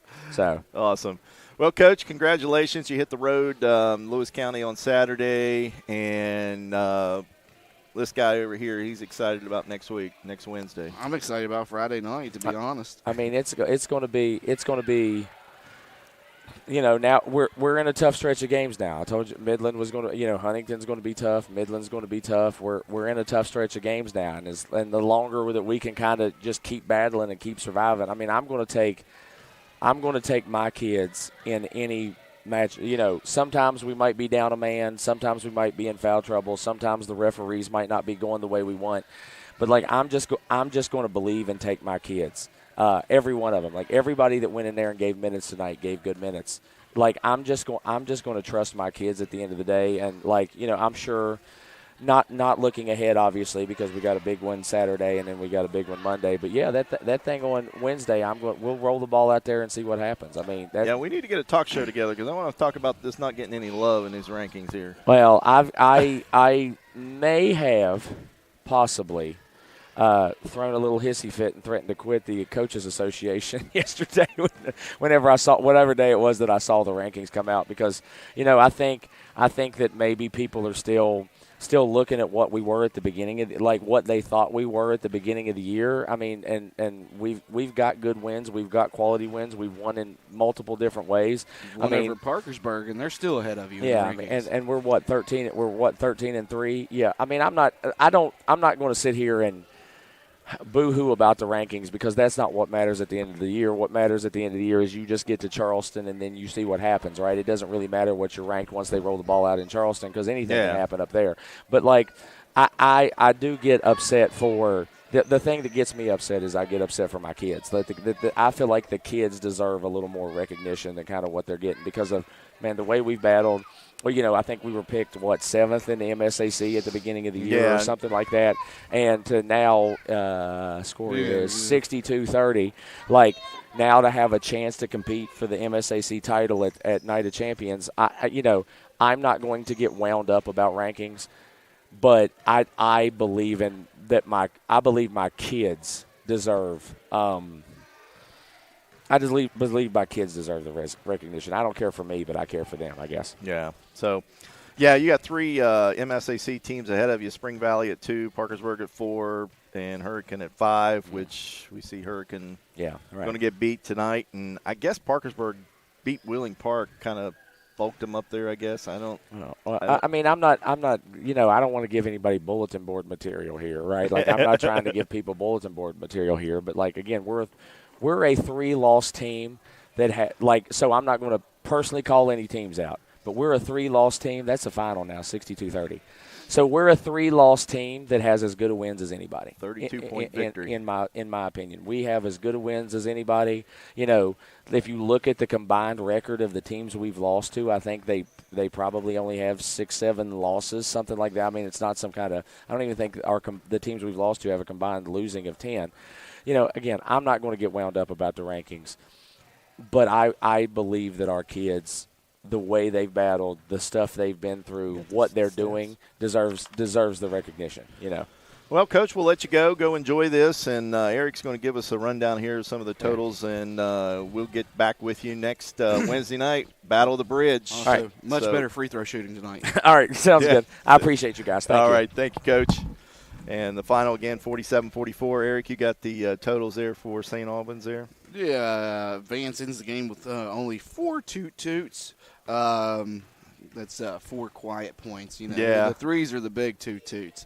Trinity Dawson Russell dominated the first half and then was quiet the second half, but the big one to end the game, and it closes her out with 20 on the night. And then Elsie I have with 17, and Reed had 4. I was wrong. I told him 2, no, I'm sorry, it is 2. I just can't read my own handwriting. And Hermansdorfer with 4. Low scoring in that fourth quarter, only 6 points total for St. Albans, 5 for the Lady Knights. And the Lady Knights, Thompson ends with 3, Smith ends with 15, Kelly ends with 13. McGuire has 2. She got a late 2 there in the fourth, which put them back up on top. And then Day had 11 for the Lady Knights. All right. Well, that'll put a wrap on things tonight. Again, final score, a big one here tonight, 47-44 in favor of the St. Albans Lady Dragons. Again, I want to remind you, our next telecast will be a week from tonight. Battle of the Bridge, and I'm sure Eric will be wearing his Nitro hat maybe. I don't know. The number 1 Nitro Wildcats in 3A will be here, and they'll take battle at 7 p.m. I got Battle of the Bridge Friday night. Friday night for the boys. Sending all my hearts and kisses out for Valentine's Day Friday night. Battle of the Bridge, 1,367 feet is what separates the banks of Nitro and St. Albans, and it'll be a get-back game for Nitro and possibly a season sweep for St. Albans in that series. Yeah, so that'll do it for us. Again, you have been watching Lady Red Dragon basketball here on video production. And thanks, everybody, for tuning in. Thanks to St. Albans High School. For Eric Taylor, I'm Mark Seipold, and Josh, the producer, and Luke on camera, along with Kendrick Gregory on camera, and Jill Seipold for the statistician. And so long from St. Albans High School. At Manny Ellison Lane, it's not just business, it's personal. We care deeply about what we do. We're fully immersed in the gravity of the client's circumstance. We understand what's at stake for them. Need equipment for your next job? Don't settle for the traditional rental experience. The rental experience with Equipment Share is a great experience. We rent everything from dozers to skid loaders, mini excavators, even smaller hand tools. They've always got what we need. They're timely. The billing is quick and accurate. The guys are able to set it up. They do it through their phone. Renting with Equipment Share is not like any other company out there. It's 1,000 times better.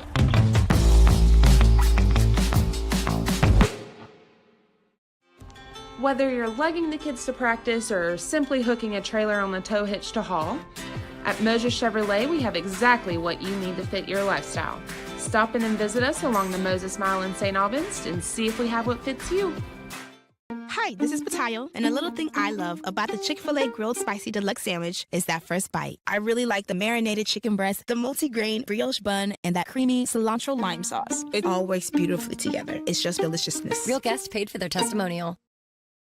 Welcome, folks, to the most mouth-watering showdown on television, the Hangry Games Ultimate Snack-Off, right here at your local Little General store. As the snacks fly and the deli slices, remember, dear viewers, every item they're using can be found at your nearest Little General store, where creativity meets convenience. Keep your appetites brave and your snacks ready.